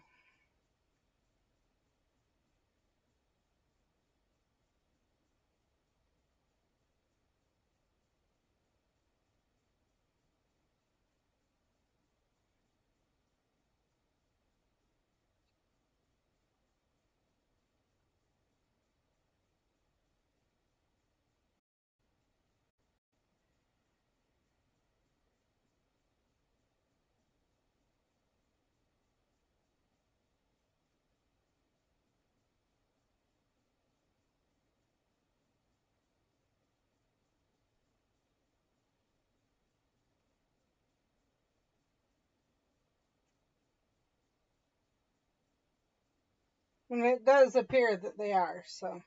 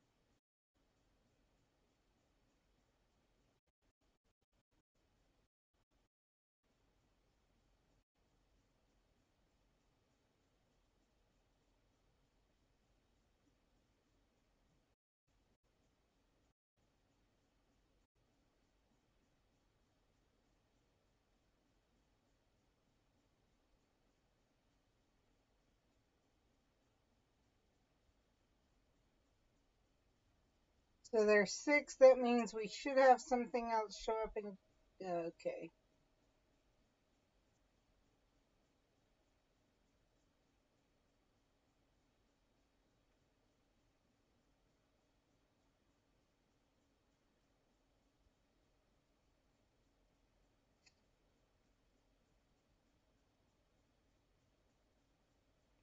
So when I'm doing that, at times I'm counting how many there are, and if there's few enough, I will actually stop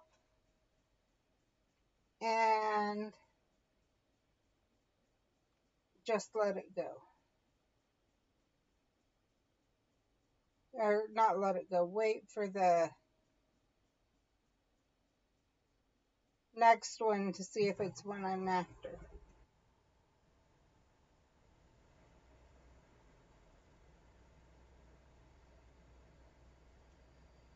And I think I just realized why I'm dragging so bad this morning. I think I forgot to take my medicine. I ate, but I forgot my medicine, which means I basically didn't eat it. It's sitting in my stomach.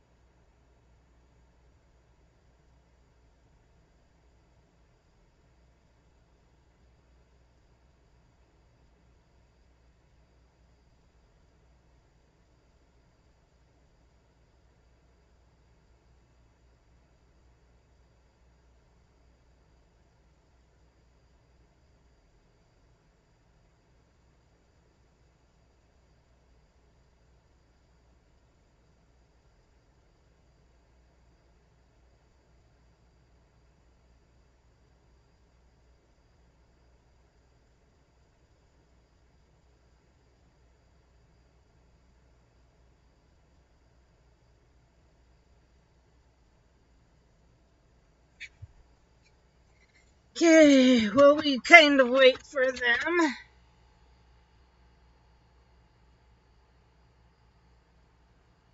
And it froze again.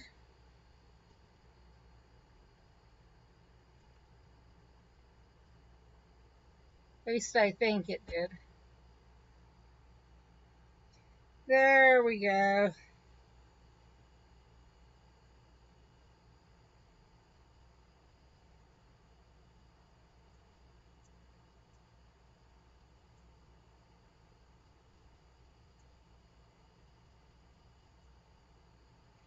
And now we just need to get my masterfuls.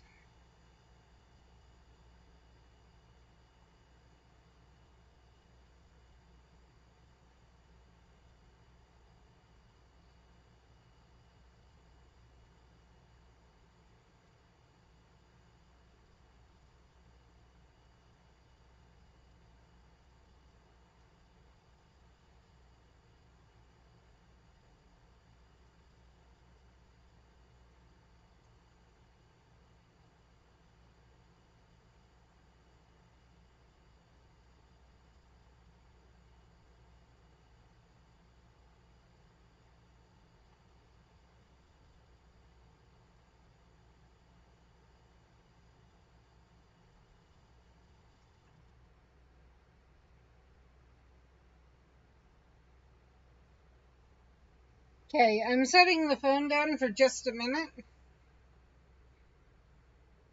Well, maybe I'll play this and then I was gonna grab my medicine, but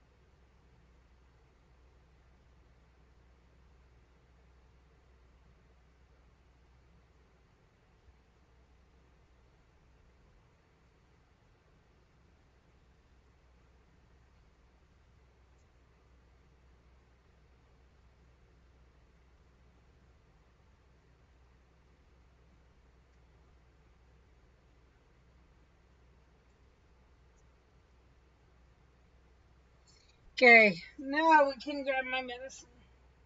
Or make sure I took it. Yeah, I took it. Or I mean, I didn't take it. I took it last night and I didn't take it. I ran across that was empty. And I would have only taken one. So yeah, I was right. I didn't take it, but my brain's the worst. It. Come on, open there.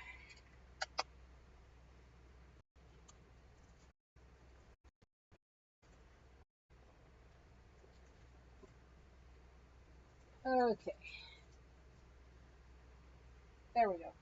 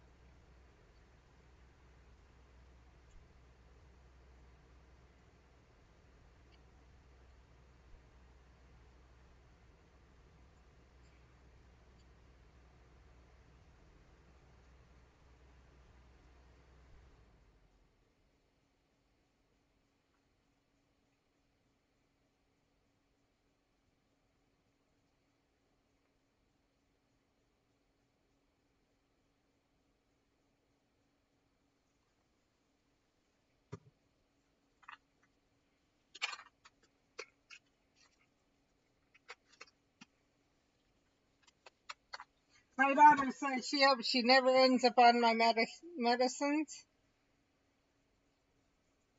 I don't know if you can hear it. It's full of little beads of, so that they break open in your stomach. But she said she'd be too busy playing with her pills all the time to actually take them.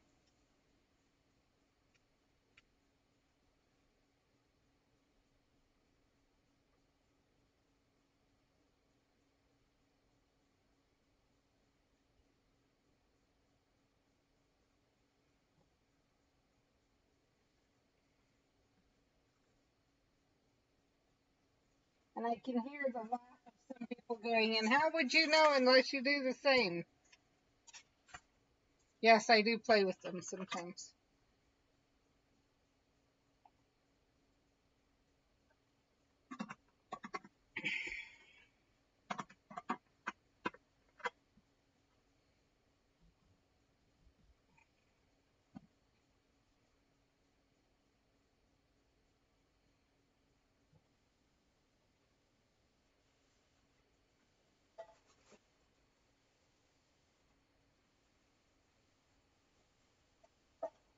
But I generally try to take them too, because I know I feel so much better when I do.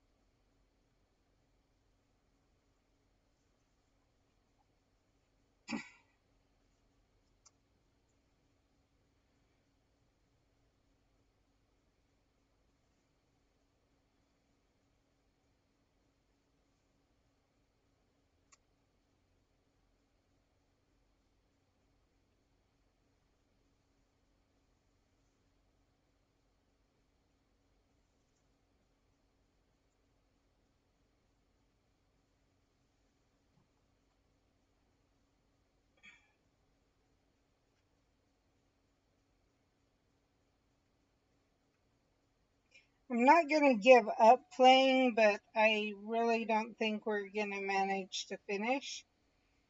If I can get the two magnificent, we'll get extra books. So might as well keep trying.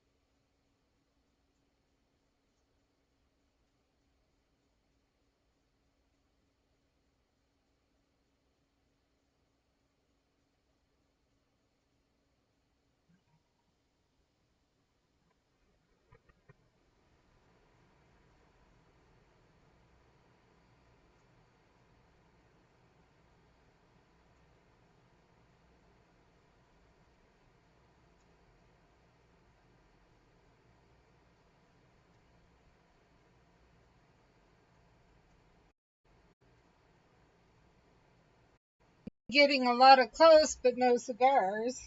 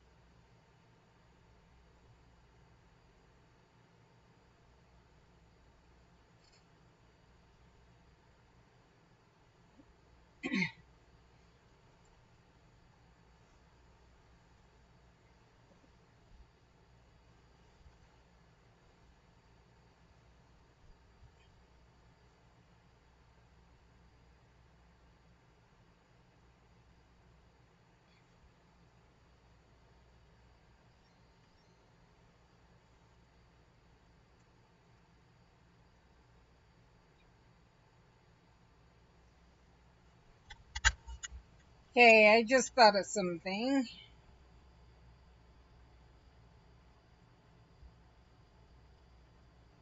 So while I'm waiting for things to come in,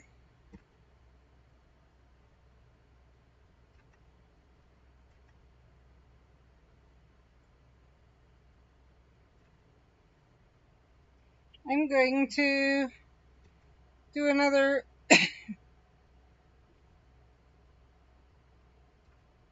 viewer reward, custom reward.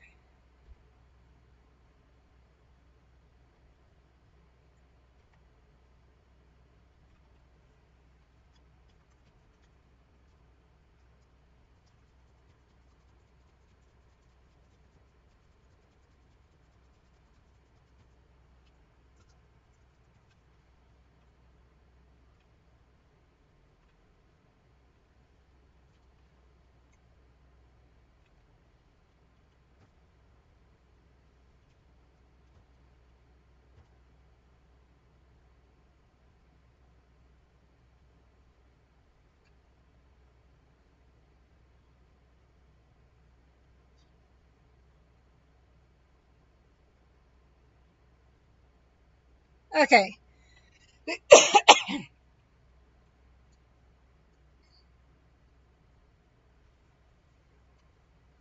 that is now in.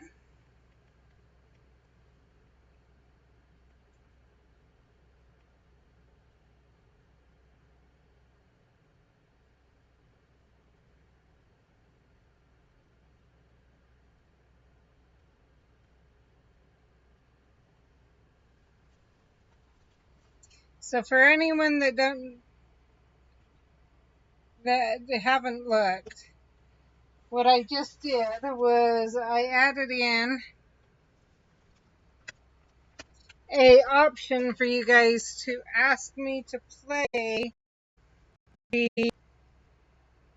suicide prevention, and it's a low enough amount that you should be able to play it multiple times per stream.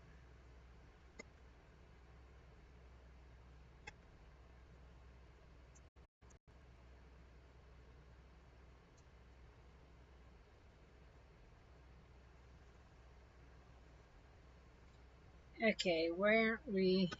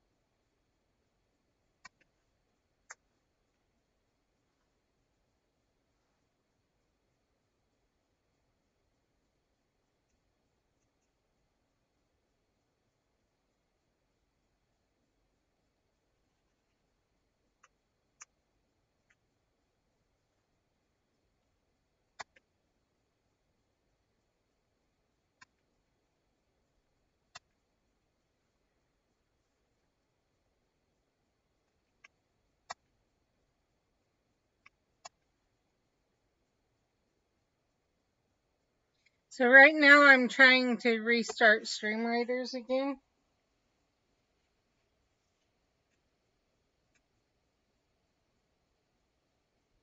because I had tried to start it and then I forgot about it.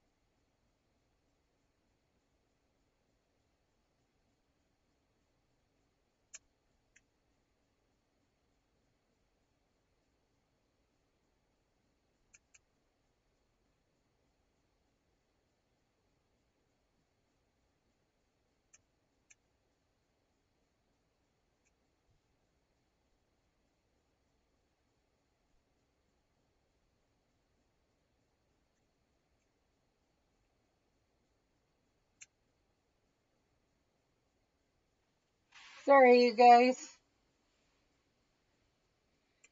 Taking forever to load in. There we go.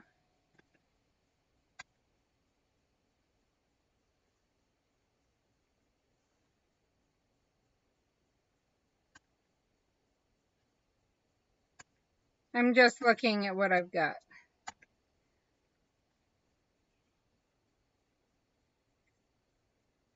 Okay, there you go. Stream Raiders is up.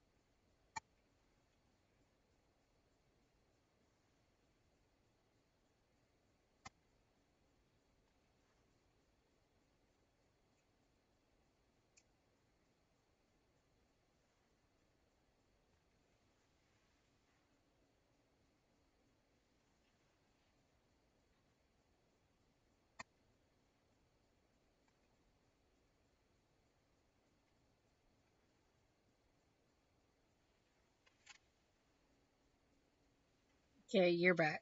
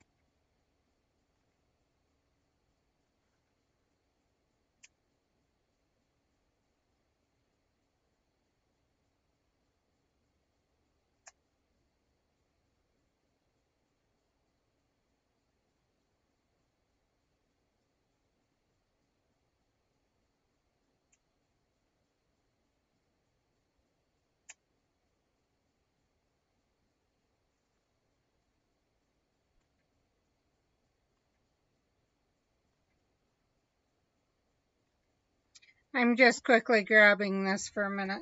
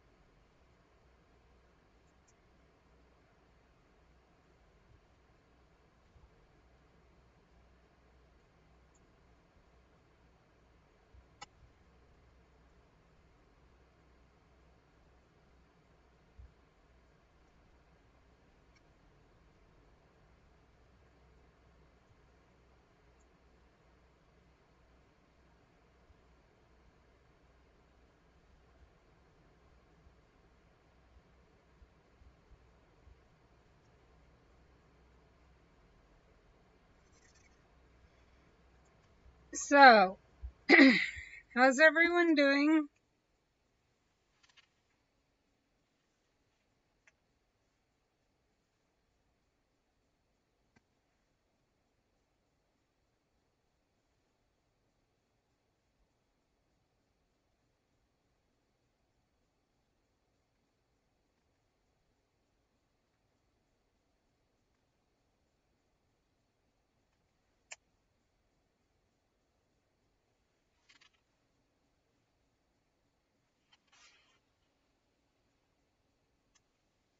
What we're trying to do right now is just finish out the event, see if we can't happen, see what we may be able to get done before the end of the event. It's going to totally depend on if I can get any masterful spells cast, let alone two. If I can't get two, we will not be able to finish the third task and move on to the fourth.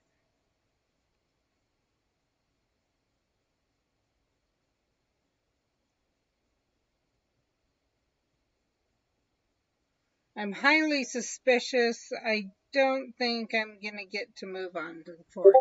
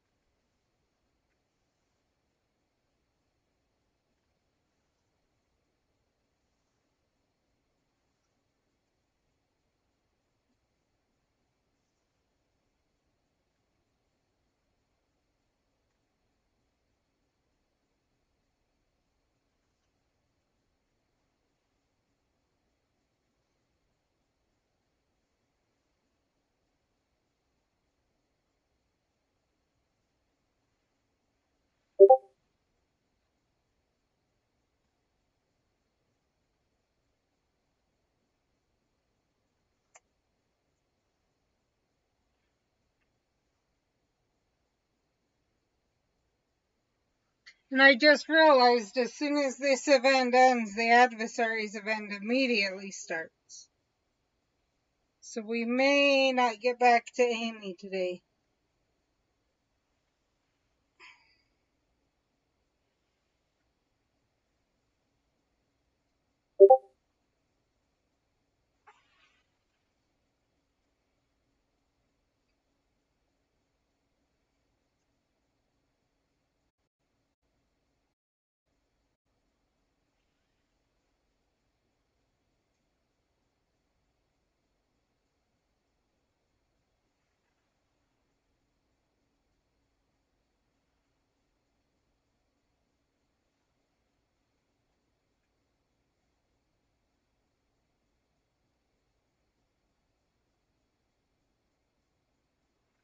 And since my back's hurting,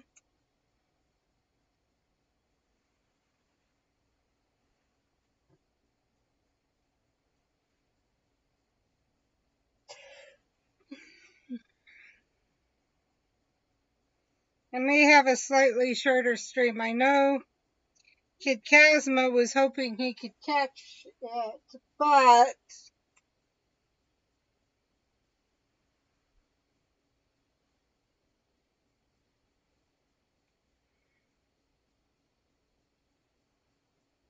oh, you guys are frozen again.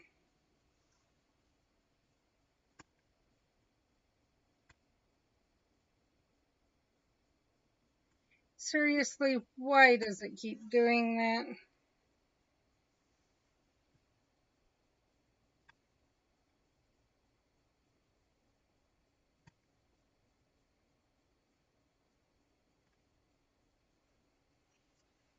There. Now you can see what I'm seeing again.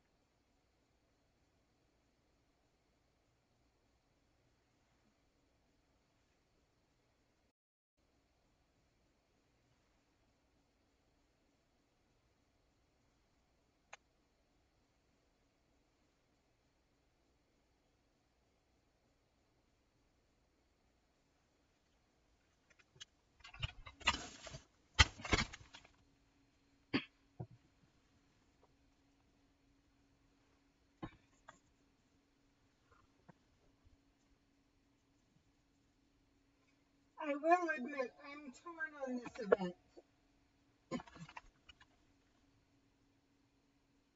I like the fact we had tasks. I really do. But it's the story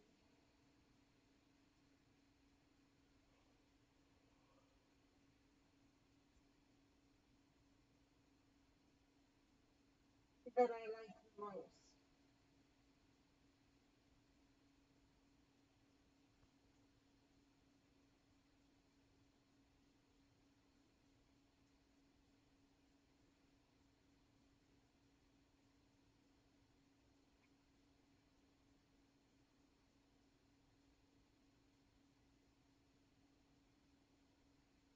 And so when you combine no storyline with tasks that I can't complete, so I can't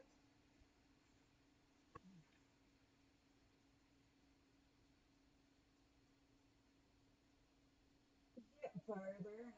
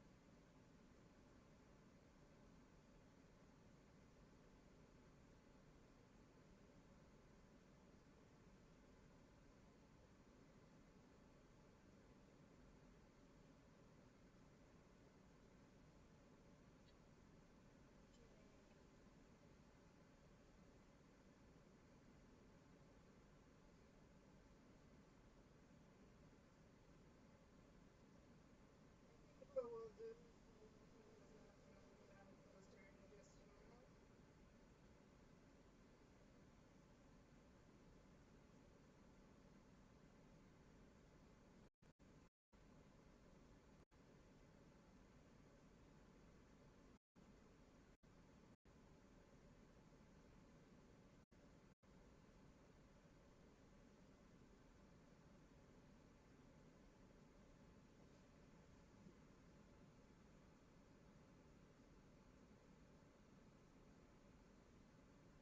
Yeah, we have to get it in where it's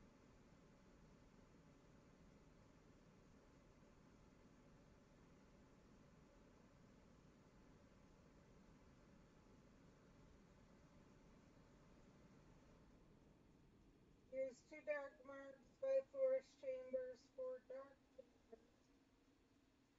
Formidable foes, wizarding challenges, existimals, damage to adversary, and defeating ability.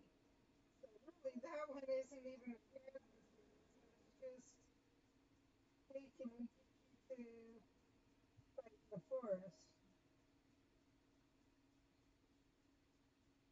Okay, this one, the bonus is actually adversary related,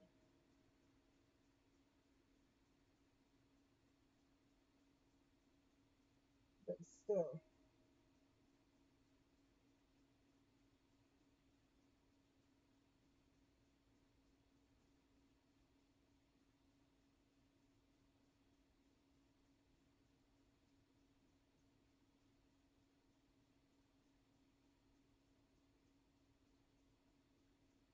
Okay, so that one goes to Sunday, so we'll play that tomorrow. And then we'll have potions, or I mean ingredients, potions, pumping willow, ministry executioners. I don't remember where that one is. Great spells and brilliant prisoner. Brilliant or werewolf master notes and foes. So we will need and then images, what's her name?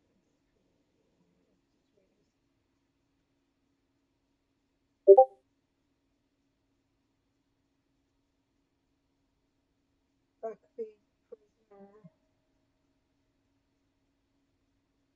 Oh, we're just found those. Okay. Visiting XP, foes, and so those bonuses hit a little bit harder.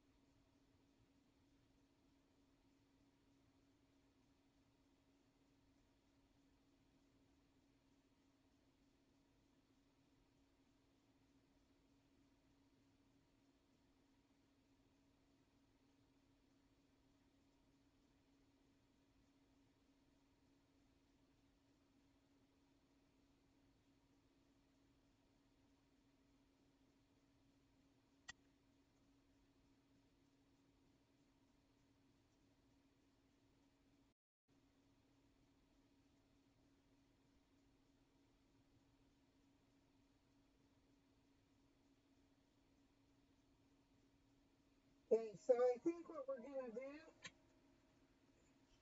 is just double check. I think we're probably gonna read Professor Oakwood, but we will see.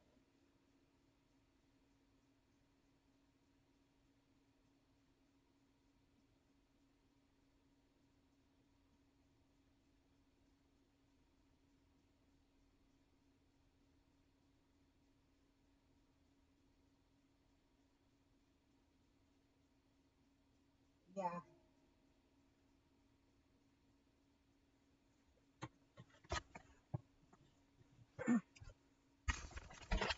We're gonna raid Professor Oakwood. And tomorrow we'll do Wizards Unite.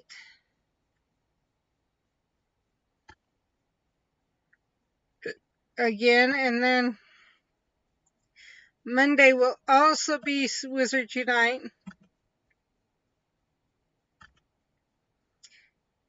Probably Monday and Tuesday, and we'll get back to Amy after that.